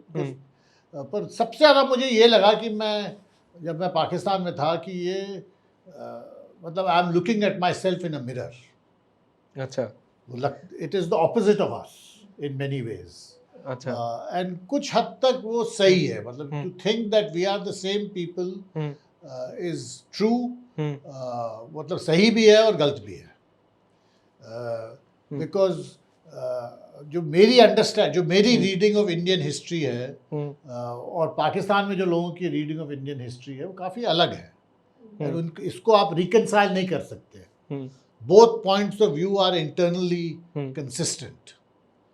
तो अगर आप चाहें कि that you can convince a Pakistani about your position on Kashmir, it's not possible. And however hard he tries to convince me of his position on Kashmir, it's not possible. So these are two different perspectives. They are two because we cannot. After all, जब हिंदुस्तान और पाकिस्तान जब बंटवारा हुआ, this was the result of two different points of view. And if those views could not be reconciled then, they cannot be reconciled now. Okay. So मुझे ये शुरू से लगा that with Pakistan we have to understand that there are two different points of view. And once we accept there are two different points of view, then we can talk further.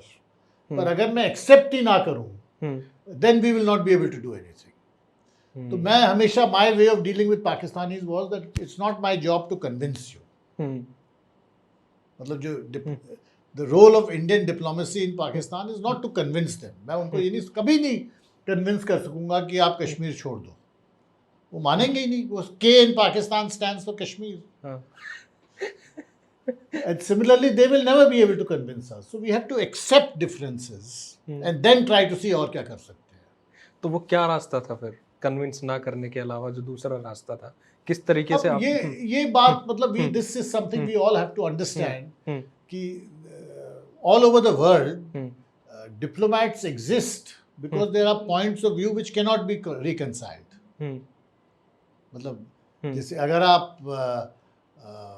For instance Japan और China को देखें, they have two different views of history. They will never change those views. पर इसका मतलब ये नहीं that they can not still do things together. So the same applies to India and Pakistan. That even if you cannot convince the other, but you can still have a relationship. You can still try to make progress on some issues. एक वो coat भी है ना sir, if you cannot convince anyone, confuse them. हाँ, but that's a short term view. मतलब आप कब तक confuse कर सकोगे उनको? मतलब मेरी राय में मतलब there is मतलब ये आप कोई चाल नहीं खेल सकते जिससे आप जीत जाओगे. मतलब तीन पत्ती नहीं है ये कि आपने कोई चाल चली और उसको पीट दिया, उससे नहीं होगा. Okay. मतलब Indians cannot fool Pakistanis and Pakistanis cannot fool us because we know each other too well. Sir Operation Sindoor की अगर हम बात करें तो ऑपरेशन सिंदूर में मैं बिल्कुल सीधे सवाल आपसे पूछता हूँ कि पाकिस्तान तो एक प्रॉक्सी था, असली गेम तो चाइना कर रही थी. और संडे मॉर्निंग पोस्ट ने ये एक रिपोर्ट में भी कहा है कि जितना भी उस फिल्म का जो डायरेक्टर थे वो तो चाइनीज़ थे. तो चाइना को और पाकिस्तान को हमने एक साथ लाके खड़ा कर दिया है. और वहाँ पे हमारे लीडर ऑफ अपोजिशन तो पार्लियामेंट में ये भी कहते हैं कि हमारी ये सबसे बड़ी विफलता है कि हमने चाइना और पाकिस्तान को एक कर दिया जो कभी एक नहीं होने थे आसपास. नहीं, चाइना और पाकिस्तान तो एक कम से कम 60 साल से है. मतलब ये कोई नई बात नहीं है. 1971 में भी चाइना और पाकिस्तान एक थे. उसके बाद भी कई ऐसी सिचुएशंस आई जिसमें पाकिस्तान और चाइना के रिश्ते मतलब साथ खड़े थे. हमें ये समझना चाहिए कि हमारे जो डिफरेंसेस हैं, जब हमारे इतने सीरियस डिफरेंसेस हैं पाकिस्तान चाइना के साथ और बहुत गंभीर डिफरेंसेस हैं पाकिस्तान के साथ, तो ये स्वाभाविक है और कि पाकिस्तान और चाइना के बीच में रिश्ते अच्छे होंगे. मतलब it is almost axiomatic. So we should be surprised by it. इसमें मतलब कोई बहुत नई बात नहीं हुई ऑपरेशन सिंदूर में जो पहले नहीं था. ओके. एक नई बात हुई जो मैं आपको बताता हूँ कि जितने भी हमारी नेबरिंग कंट्रीज़ थी और सभी कंट्रीज़ थी वो पाकिस्तान के साथ खड़े हो गए. हम अकेला पड़ गए थे इंटरनेशनल फॉर्म्स में. ऐसा क्यों था? इसकी कई वजह है. बिकॉज एक तो ये है कि that we are much bigger than Pakistan and all our neighbours are much smaller than us. तो उनको हमेशा ये लगता है that we have to take the side of the smaller country. So that is I think a fact of life. पर कुछ हद तक ये भी एक मुद्दा है that we have not been able to carry international opinion along with us.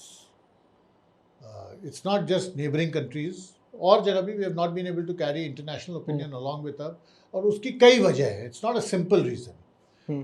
मुझे जो लगता है सबसे बड़ी वजह ये है कि जो ग्लोबल वॉर ऑन टेरर जो था, मतलब जो 2001 से 9/11 के अटैक्स के बाद वो फेज अब हिस्ट्री का ख़त्म हो गया है। तो जो भी देश हैं, when they take a position on India Pakistan issues, they don't take it from the perspective of global war on terror, they take it on the perspective of their own interests. Okay, इसमें दो बातें निकल के आती हैं sir. आपने कहा कि हमेशा स्मॉलर कंट्रीज़ का साथ देते हैं, पर पहले तो ऐसा नहीं होता था, नंबर एक। दूसरी बात ये कि अमेरिका को पाकिस्तान ये समझाने में कैसे काबिल हो गया, कि वो कन्विंस करने में कैसे काबिल हो गया कि जनरल मुनीर को वो डिनर देते हैं, और हमारे साथ उस तरीके के रिलेशन अमेरिका के साथ हम नहीं बिल्ड कर पाए। तो ऐसा क्यों था? ये दोनों चीज़ें किस तरीके से हैं कि पहले जो देश हमारे साथ थे वो अब नहीं थे? पहले भी तो हम बड़े ही देश थे, ये तो हुआ नहीं कि अब 20-30 सालों में बड़े हो गए हों।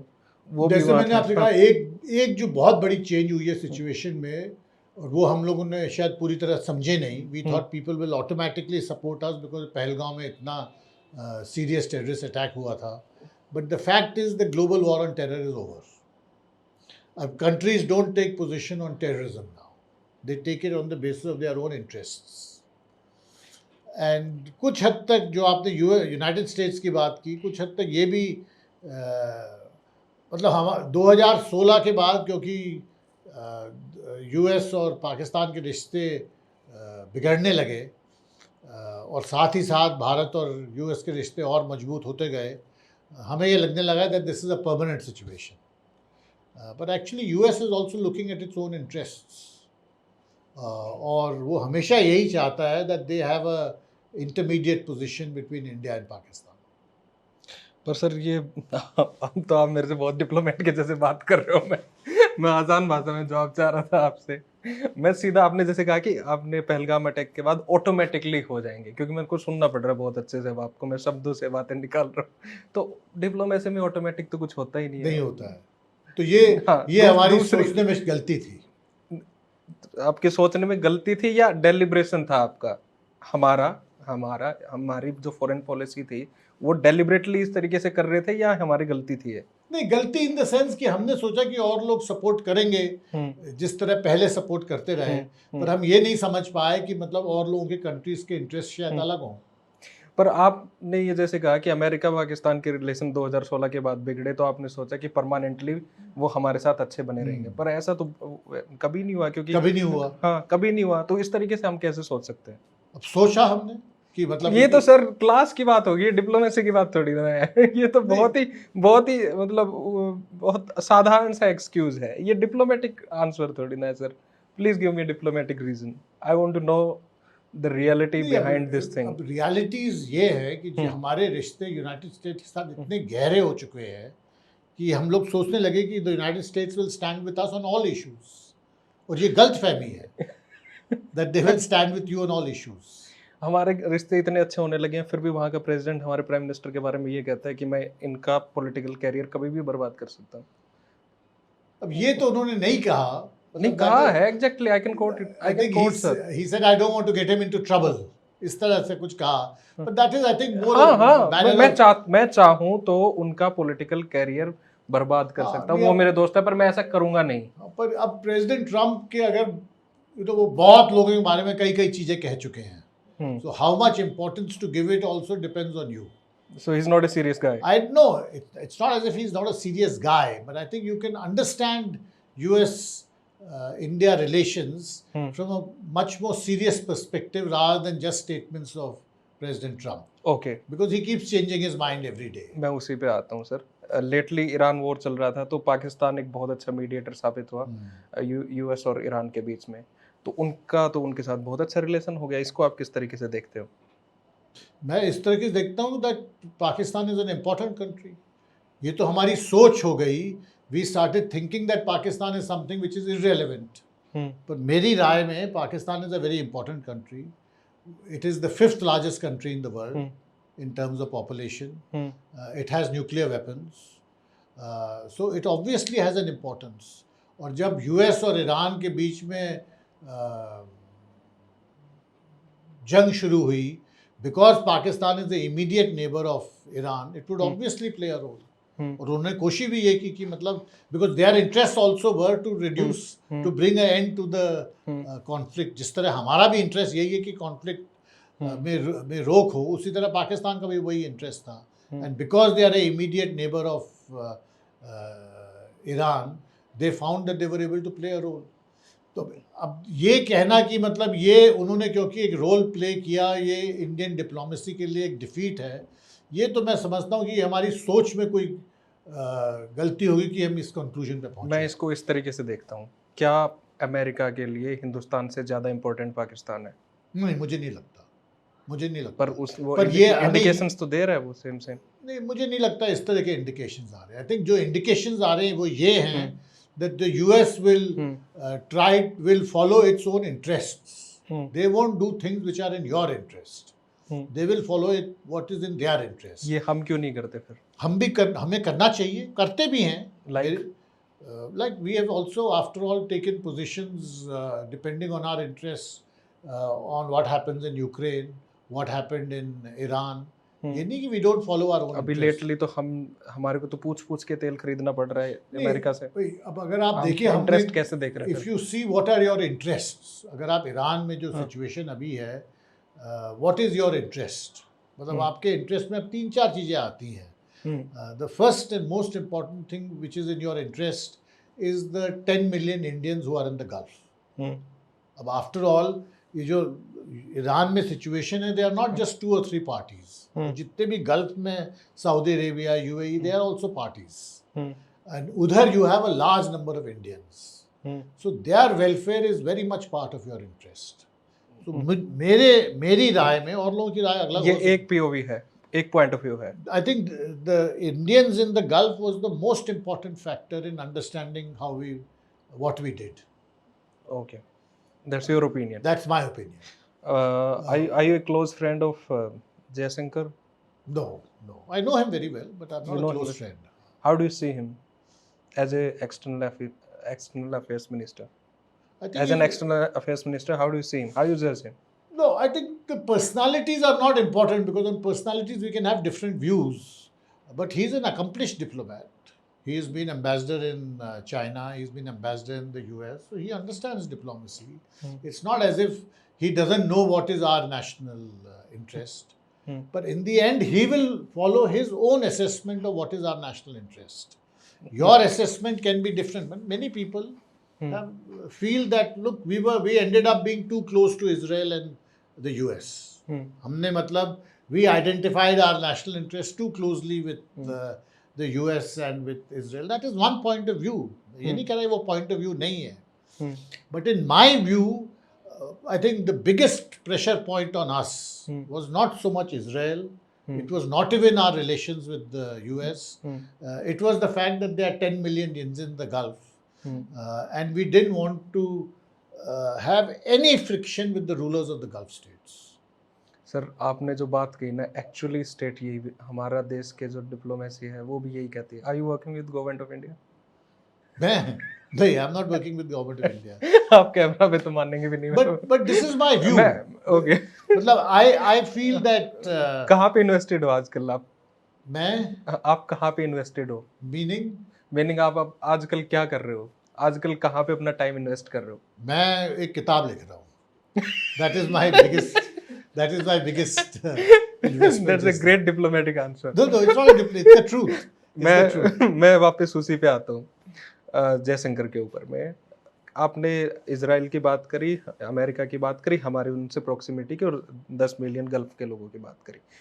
एग्जैक्टली ये चीज़ें हमारी सरकार भी कहती है, पर इन चीज़ों में कई अलग अलग ओपिनियंस है और उनके फेल्योर्स भी हैं जिनको ढकने के लिए ये बातें कही जाती है। मैं आपसे एक सिंपल सा सवाल पूछता हूँ।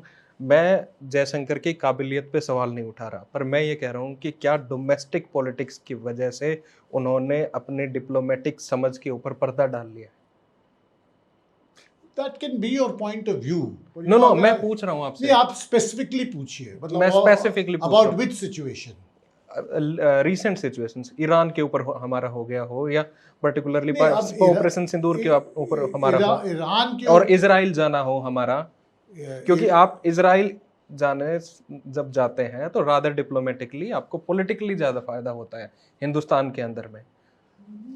मेरी राय में maybe you can say that Israel prime minister should not have gone to Israel at that time just before the maybe I mean in my view for instance in this situation jab hui after the assassination of the supreme leader in Iran we should have definitely said something या जब वो Iranian naval vessel को torpedo attack किया गया after it had participated in a event in India we should have made some comment but these are specific issues but based on this specific issue you cannot say that domestic politics has guided our approach. Maybe in other issues with regard to Pakistan domestic politics has played a larger role than it did in the past but I think in the Iran situation in my assessment our relations with the Gulf countries played a decisive role. Sir इसी में मैं आपको बताऊं जब Pahalgam attack हुआ था उसके just बाद ईरान ने हमारे को कंडेम मैसेज मतलब एक मैसेज दिया था और उसको कंडेम किया था पूरा का पूरा. मैं आपसे ये पूछना चाहता हूं जो चाबार पोर्ट है वो हमसे क्यों ले लिया गया और उसी चाबार पोर्ट से 70 किलोमीटर दूर ग्वादर पोर्ट है जो चाइना का एक सबसे स्ट्रॉन्ग होल्ड है. हमने इतना इन्वेस्ट किया सब कुछ किया ये करने के बाद भी हमसे चाबार पोर्ट अनसक्सेसफुल क्यों हो गए. चाबार पोर्ट के मतलब अगर आप बारीकी में जाएं then there are many issues. एक तो you cannot compare Gwadar with Chabahar. जो चाइना की पोजीशन पाकिस्तान में है हमारी पोजीशन वो ईरान में कभी नहीं हो सकती. मैं स्ट्रेटेजिक पोजीशन की बात कर रहा हूँ. स्ट्रेटेजी की बात कर रहा हूँ मैं.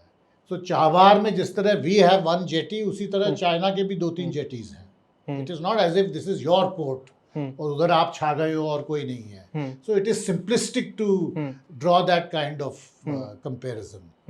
अब क्यों why was Chabahar taken away. Chabahar हमसे ले लिया गया या हम ही हट गए उससे पीछे ये सवाल है सबसे पहले. And I think the real reason was हम ही खुद हट गए. Why because you didn't want to take the risk of sanctions on your companies by the United states.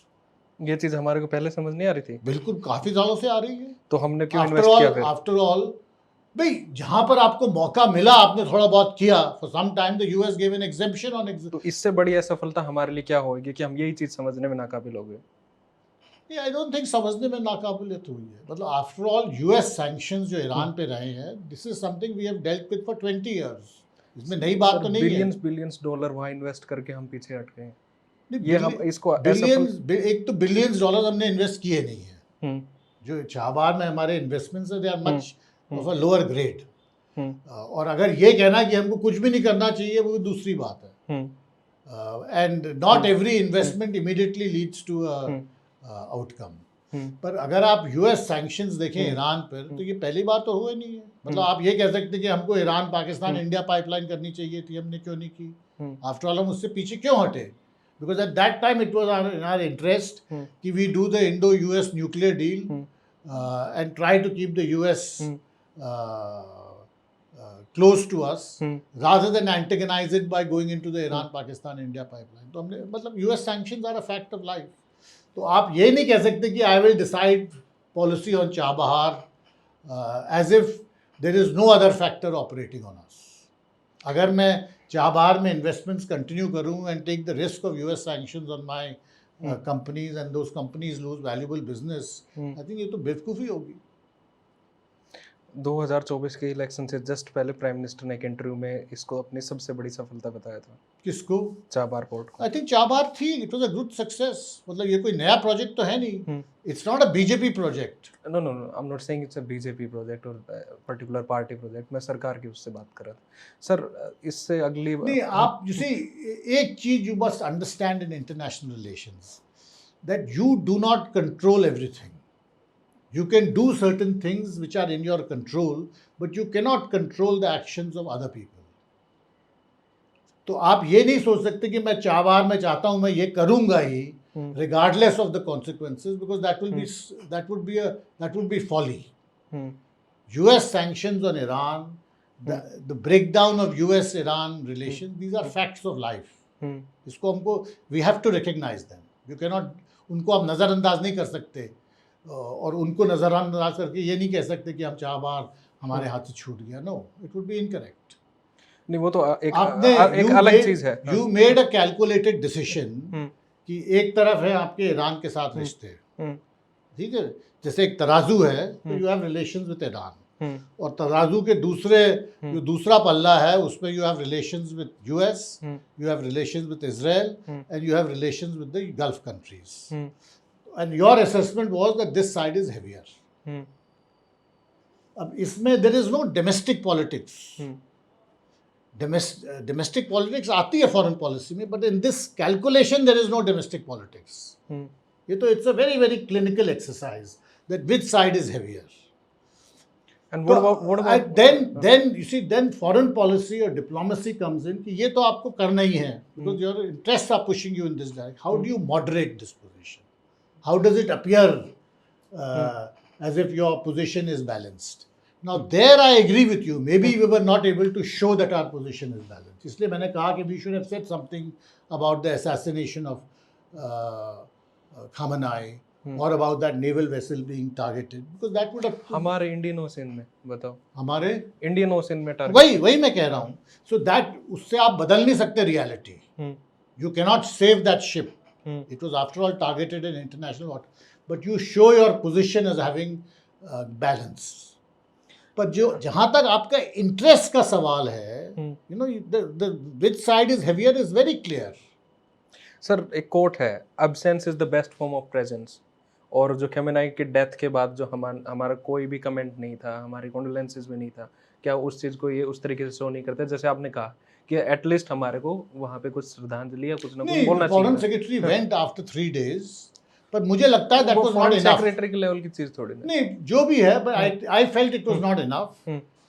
But and certainly I think, but you know आप दो अलग अलग चीज़ों की बात कर रहे हो। One is the optics and the other is the substance. जहाँ तक सब्सटेंस का सवाल है, there is actually there is no two views. The optics you can have different views कि मतलब किस तरह we should have played it. Okay, general Munir को अगर हम इंटरनल बात करें पाकिस्तान की, तो 27th अमेंडमेंट के बाद उनको फील्ड मार्शल बना दिया गया और उनको एक विक्टर के तौर पे देखा जा रहा है ऑपरेशन सिंदूर के बाद में, और अमेरिका भी उनको भाव दे रहा है। तो उसको आप इंटरनल पॉलिटिक्स को आप किस तरीके से देखते हैं पाकिस्तान की इंटरनल पॉलिटिक्स? जी, और पर्टिकुलरली जनरल मुनीर का राइज। नहीं, जनरल यू सी, एक तो पाकिस्तान की जो इंटरनल पॉलिटिक्स है for the last 7-8 years it's been very disturb. उसमें कोई नई बात नहीं है, उनकी हमेशा domestic politics has been disturb. I think Operation Sindoor helped General Munir in consolidating his position. You see, because जहाँ तक, if you see the Pakistan military's image in Pakistan, उसकी इमेज काफ़ी हद तक खराब हो गई थी. It was severely dented. Because एक तो the economy was not doing well, there were all kinds of internal issues. बहुत सारे टेररिस्ट अटैक्स हो रहे हैं बलूचिस्तान में, इन नॉर्थ वेस्ट फ्रंटियर, और सबसे बड़ी बात है the most popular political leader and the most popular political party has been jailed. Imran Khan is still in jail. So their image was quite dented. He was able to use the Operation Sindoor situation to his advantage. Okay. Now, to some extent, it is inevitable. You see, whenever there is a situation of confrontation with India, the popularity of the Pakistan army goes up. अगर आप Mumbai terrorist attacks के बाद भी situation देखें, the same thing happened. Because the military will try to use that situation. Sir interestingly आपने किताब के आखिरी एपिलॉग में भी लिखा है, उसमें भी अंदर भी है कि नटवर सिंह जी कहते हैं कि हमारे इंडिया पाकिस्तान का फ्यूचर क्या होगा, तो future lies in the past. और मैंने मणिशंकर अय्यर जी का इंटरव्यू किया था, उनसे मैंने पूछा कि आपको क्या सोल्यूशन लगता है, तो उन्होंने कहा कि हमारे को पहले तो पाकिस्तान को एक स्टेट समझना चाहिए, उनके साथ एक इज्जत से बात करनी चाहिए कि वो क्या है, हमें वो समझना चाहिए, और फिर हमारे को बातचीत करनी चाहिए। आरएसएस के एक पोस्ट पे हैं होसबोले साहब, उन्होंने कहा है कि हमारे को पाकिस्तान से बातचीत के लिए आगे वो प्रोसीड करना चाहिए अपने आप को। तो इस बातचीत और कम्युनिकेशन के मीडियम को आप किस तरीके से देखते हैं, या ये बातचीत होती ही रहती है, कोई फ़ायदा नहीं है इनका? मेरी राय में मतलब बातचीत तो करनी चाहिए, पर मेरी राय में ये सोचना कि बातचीत करके you will solve all India Pakistan issues, ये गलत फहमी है। आई थिंक इंडिया पाकिस्तान के इश्यूज हमेशा रहेंगे एंड रिलेशनशिप हमेशा अप एंड डाउन रहेगा। मतलब ऐसी कभी सिचुएशन नहीं होगी कि हम यूरोपियन यूनियन की तरह बन जाएंगे। पर इच्छा तो है सर। इच्छा हो सकती है पर गलत फहमी है, इट विल नॉट हैपन। ठीक बात है। You have to be realistic, because जिस तरह मैंने आपको बताया कि हमारे दोनों देशों के बीच में बहुत सारे डिफरेंसेस हैं। इट्स लाइक जो मैंने आपसे कहा कि I felt I was looking at myself in a mirror, so you cannot reconcile both positions. The differences will always remain. The challenge is how to manage these differences. ऐसा नहीं होना चाहिए because we are both nuclear powers. We should not be in a situation where you are always on the point of conflict. So you have to manage the situation better. And managing the situation better means that yes, you must have some engagement. You must have some dialogue. कुछ बातचीत होनी चाहिए. But please don't think that by dialogue you can resolve all the issues. It won't happen. तो parallel muscular policy चाहिए हमारे को। I think कुछ हद तक you will need a securitized policy. And what will be that?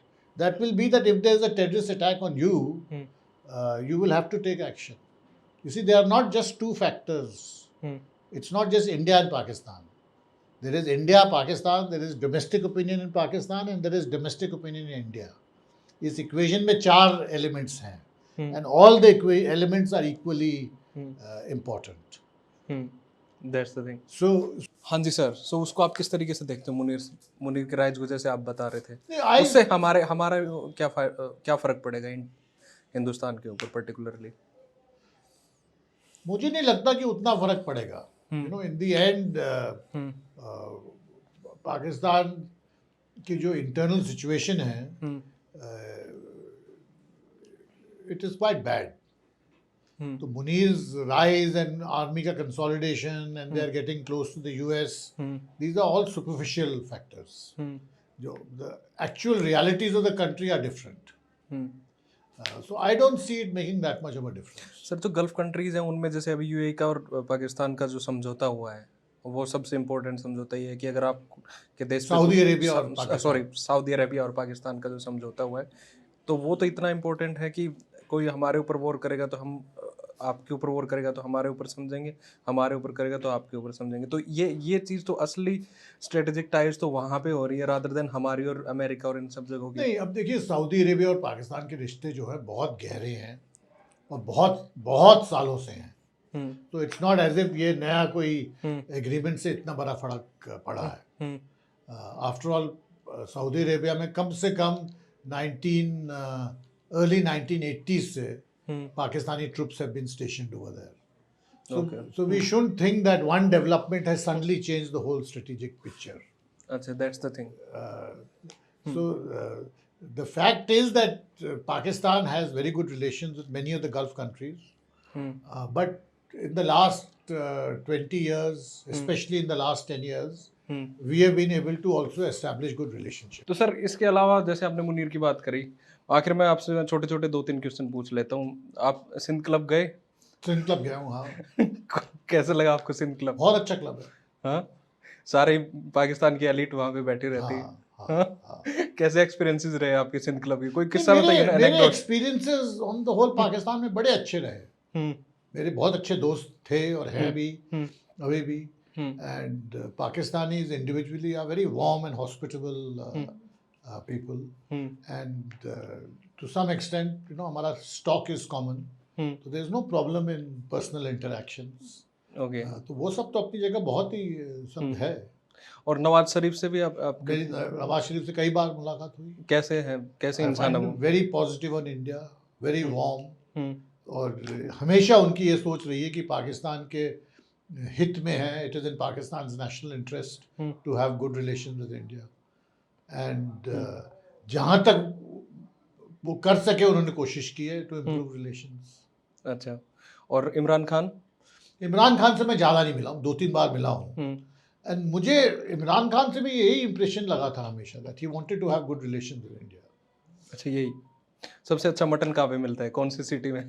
सबसे अच्छा mutton तो लाहौर में ही मिलता है। आप जाते थे वैसे? बहुत बार गया हूँ। हाँ। वैसे घूमने के लिए तो कौन सी? घूमने के लिए, काम के लिए, मीटिंग्स के लिए। तो फिर आईएसआई वाले लोग तो पीछे पड़े ही चलते, होंगे। हाँ चलते हैं, वो तो आगे पीछे चलते रहते हैं, चलते कहाँ रहते हैं, कहाँ जा रहे। बट वो तो मतलब कुछ हद तक मतलब they are like your protocol officers. तो थोड़ा कोई किस्सा बताइए ना सर, वहाँ पे खाने पीने का या इस तरीके से आईएसआई का पर्टिकुलरली। आईएसआई का एक किस्सा मुझे ध्यान में आता है कि वो मैं कराची जब जाया करता था हाई कमिश्नर के साथ, हाई कमिश्नर थे शिव शंकर मेनन, तो हमेशा एक आईएसआई का ऑफिसर हमारे पीछे रहता था। और एक बार हम गए तो वो नहीं था, और पता लगा कि उसका तबादला हो गया कहीं और जब जिस दिन जाने लगे वो फिर वापस आया, तो मैंने उससे पूछा, यार तुम दिखे नहीं 4-5 दिन से। कह रहा था, यार मुझसे मुझे भी बड़ा फील हुआ। फिर मेरा उन्होंने ट्रांसफर कर दिया, अब बड़े मुश्किल से मैं वापस आया हूँ इसी पोस्ट पे। तो एट अ ह्यूमन लेवल तो there are all kinds of interactions like they are in India. तो वो आपस में दुश्मन वाली फीलिंग समझते हैं हमारे को उस तरीके से, हाँ, लोग जो वो भी है, मतलब इट्स अ जो कहते हैं ना कॉन्ट्रडिक्टरी रिलेशनशिप है। मतलब जो दुश्मन वाली फीलिंग या एडवर्सेरियल फीलिंग या एनिमोसिटी, वो सब भी सेंटिमेंट्स हैं, पर उसके साथ साथ there is also a lot of positivity, there is also a lot of friendship. Pakistanis are very good, very hospitable, very warm. तो ये मतलब it's a mixture of, it's not a straight forward relationship. Okay. और उसको बड़ा ही मतलब it will be an error to treat it like a straight forward simple relationship. It's not simple. Okay. तो जैसे सर मनमोहन सिंह जी ने कहा था शायद 2008 के आसपास की उनकी तमन्ना या इच्छा है कि वो अमृतसर में ब्रेकफास्ट करें, लाहौर में लंच करें और काबुल में जाके डिनर करें। इस तरीके के हमारे रिलेशन कभी हो पाएंगे या यही हो इच्छा सकते है? हैं, हो सकते हैं। I mean after all Pakistan में भी बहुत लोग अब समझने लगे हैं, and similarly in India, that unless you improve connectivity, your overall economic progress will be hampered by that. Okay. And तो ये भी नहीं है कि मतलब we have not tried to improve, बड़े बड़े कोशिश हुई थी। मैंने आपसे कुछ देर पहले Iran Pakistan India gas pipeline की बात की थी, पर वो नहीं, कामयाब नहीं हुई। अब इसका मतलब ये नहीं कि मतलब आगे भी कामयाब नहीं होगी, maybe some other possibilities will come up, पर उसके लिए पहले you need some minimum political understanding, और अभी वो मिनिमम पॉलिटिकल अंडरस्टैंडिंग है नहीं। तो जब तक वो मिनिमम पॉलिटिकल अंडरस्टैंडिंग डेवलप नहीं होती, तब तक ये जो और एम्बिशियस प्रोजेक्ट्स हैं कनेक्टिविटी के या ट्रेड के या इकोनॉमिक इंटीग्रेशन के, वो मतलब बैक बर्नर में ही रहेंगे। ओके। हाँ, आप कुछ पूछना चाहते हो तो लास्ट में डन कर दें। Sir, who do you think was responsible for the alienation of Muslims in the early nationalist movements when Congress was founded, and which further led to Aligarh movement and Shimla deputation and even a Muslim League? So it is like our fault, not our but someone's fault. Whose fault is that actually? No, I think first of all, it's difficult to find a simple answer because it was not a simple situation. But if you're looking for a simple answer, and especially if you're talking about the period, let's say from 1885 to about 1910, then the simple answer would point you towards the British. That it suited the British to have a policy whereby they could keep the Muslims and Hindus, in an antagonistic kind of position. Okay. But as I said, a simple answer is usually not the best answer, because there are other factors also. But अगर आप एक ही if you want one simple answer, then I think I would give the main responsibility in that period, not necessarily in the later periods, but between 1885 and 1910, I would give the main responsibility to the British. Okay. Sir, when we talk about mobilizing people for a cause, so is community is the only catalyst or a tool? Because there were also trade union movements and worker union movements in our freedom struggle, and they were more united, and they had more communal harmony in them instead of these other nationalist movements. So how do you see that? Well, I don't think we should underestimate the influence of ethnic and religious affiliation. I mean, in rational terms, because of our own thinking, we may want to give more preference to, trade union or more secular kind of platforms. But I don't think we should underestimate the influence of language, ethnicity, religion, and caste. Because in the end, we have to be guided by facts as they were and not as we would have liked them to be. Oh, okay. So last question: how do you see the Mughal history from the Marxist point of view for the common people? How do you see the socio-economic environment of that time? I think it was from the common point of view, things were very bad. Bad. Yeah. All of medieval history, of all over the world, from the common person's point of view, it was a bad scene. Unless you were in the upper echelons of society, life was very difficult.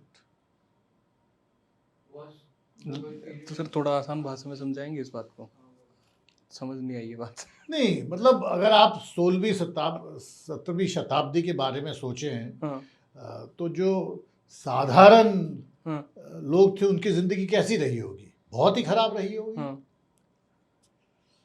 Because और अगर हम अपने contemporary perspective से देखें, तो you cannot view that life in nostalgic terms. It was a very difficult situation. तो sir ये तो पहले भी था, बाद में भी था, पर्टिकुलर इस पॉइंट ऑफ व्यू को हम उस तरीके से क्यों देख रहे हैं? नहीं, उन्होंने पूछा कि how did the common people experience Mughal rule. Marxist opinion on Mughal history. तो I don't know what the Marxist opinion is, but in my opinion, life was very difficult, very hard. It was quite arbitrary. They were not able to, what they produced, they were not able to use for their own interests. They had to part with a large part of their surplus. Do you think Mughal society was a feudal society, and the concept of appropriation of wealth that you? No, I think in a commonsensical kind of sense, not in a technical sense, but in a commonplace sense, it was certainly a feudal society. Okay, yeah. You need to ask something. Okay, sir. बहुत Thank you very much. Thank you so Thank much, you, sir. thank you. Thank you. बहुत ही अच्छा लगा आपसे बात करके. Thank you. I hope the thing comes out as good. Yeah. मेरी हिंदी उतनी अच्छी नहीं है when we talk about foreign policy. कोई नहीं सर, फॉरेन पॉलिसी में तो अंग्रेजी चलती है. Thank you.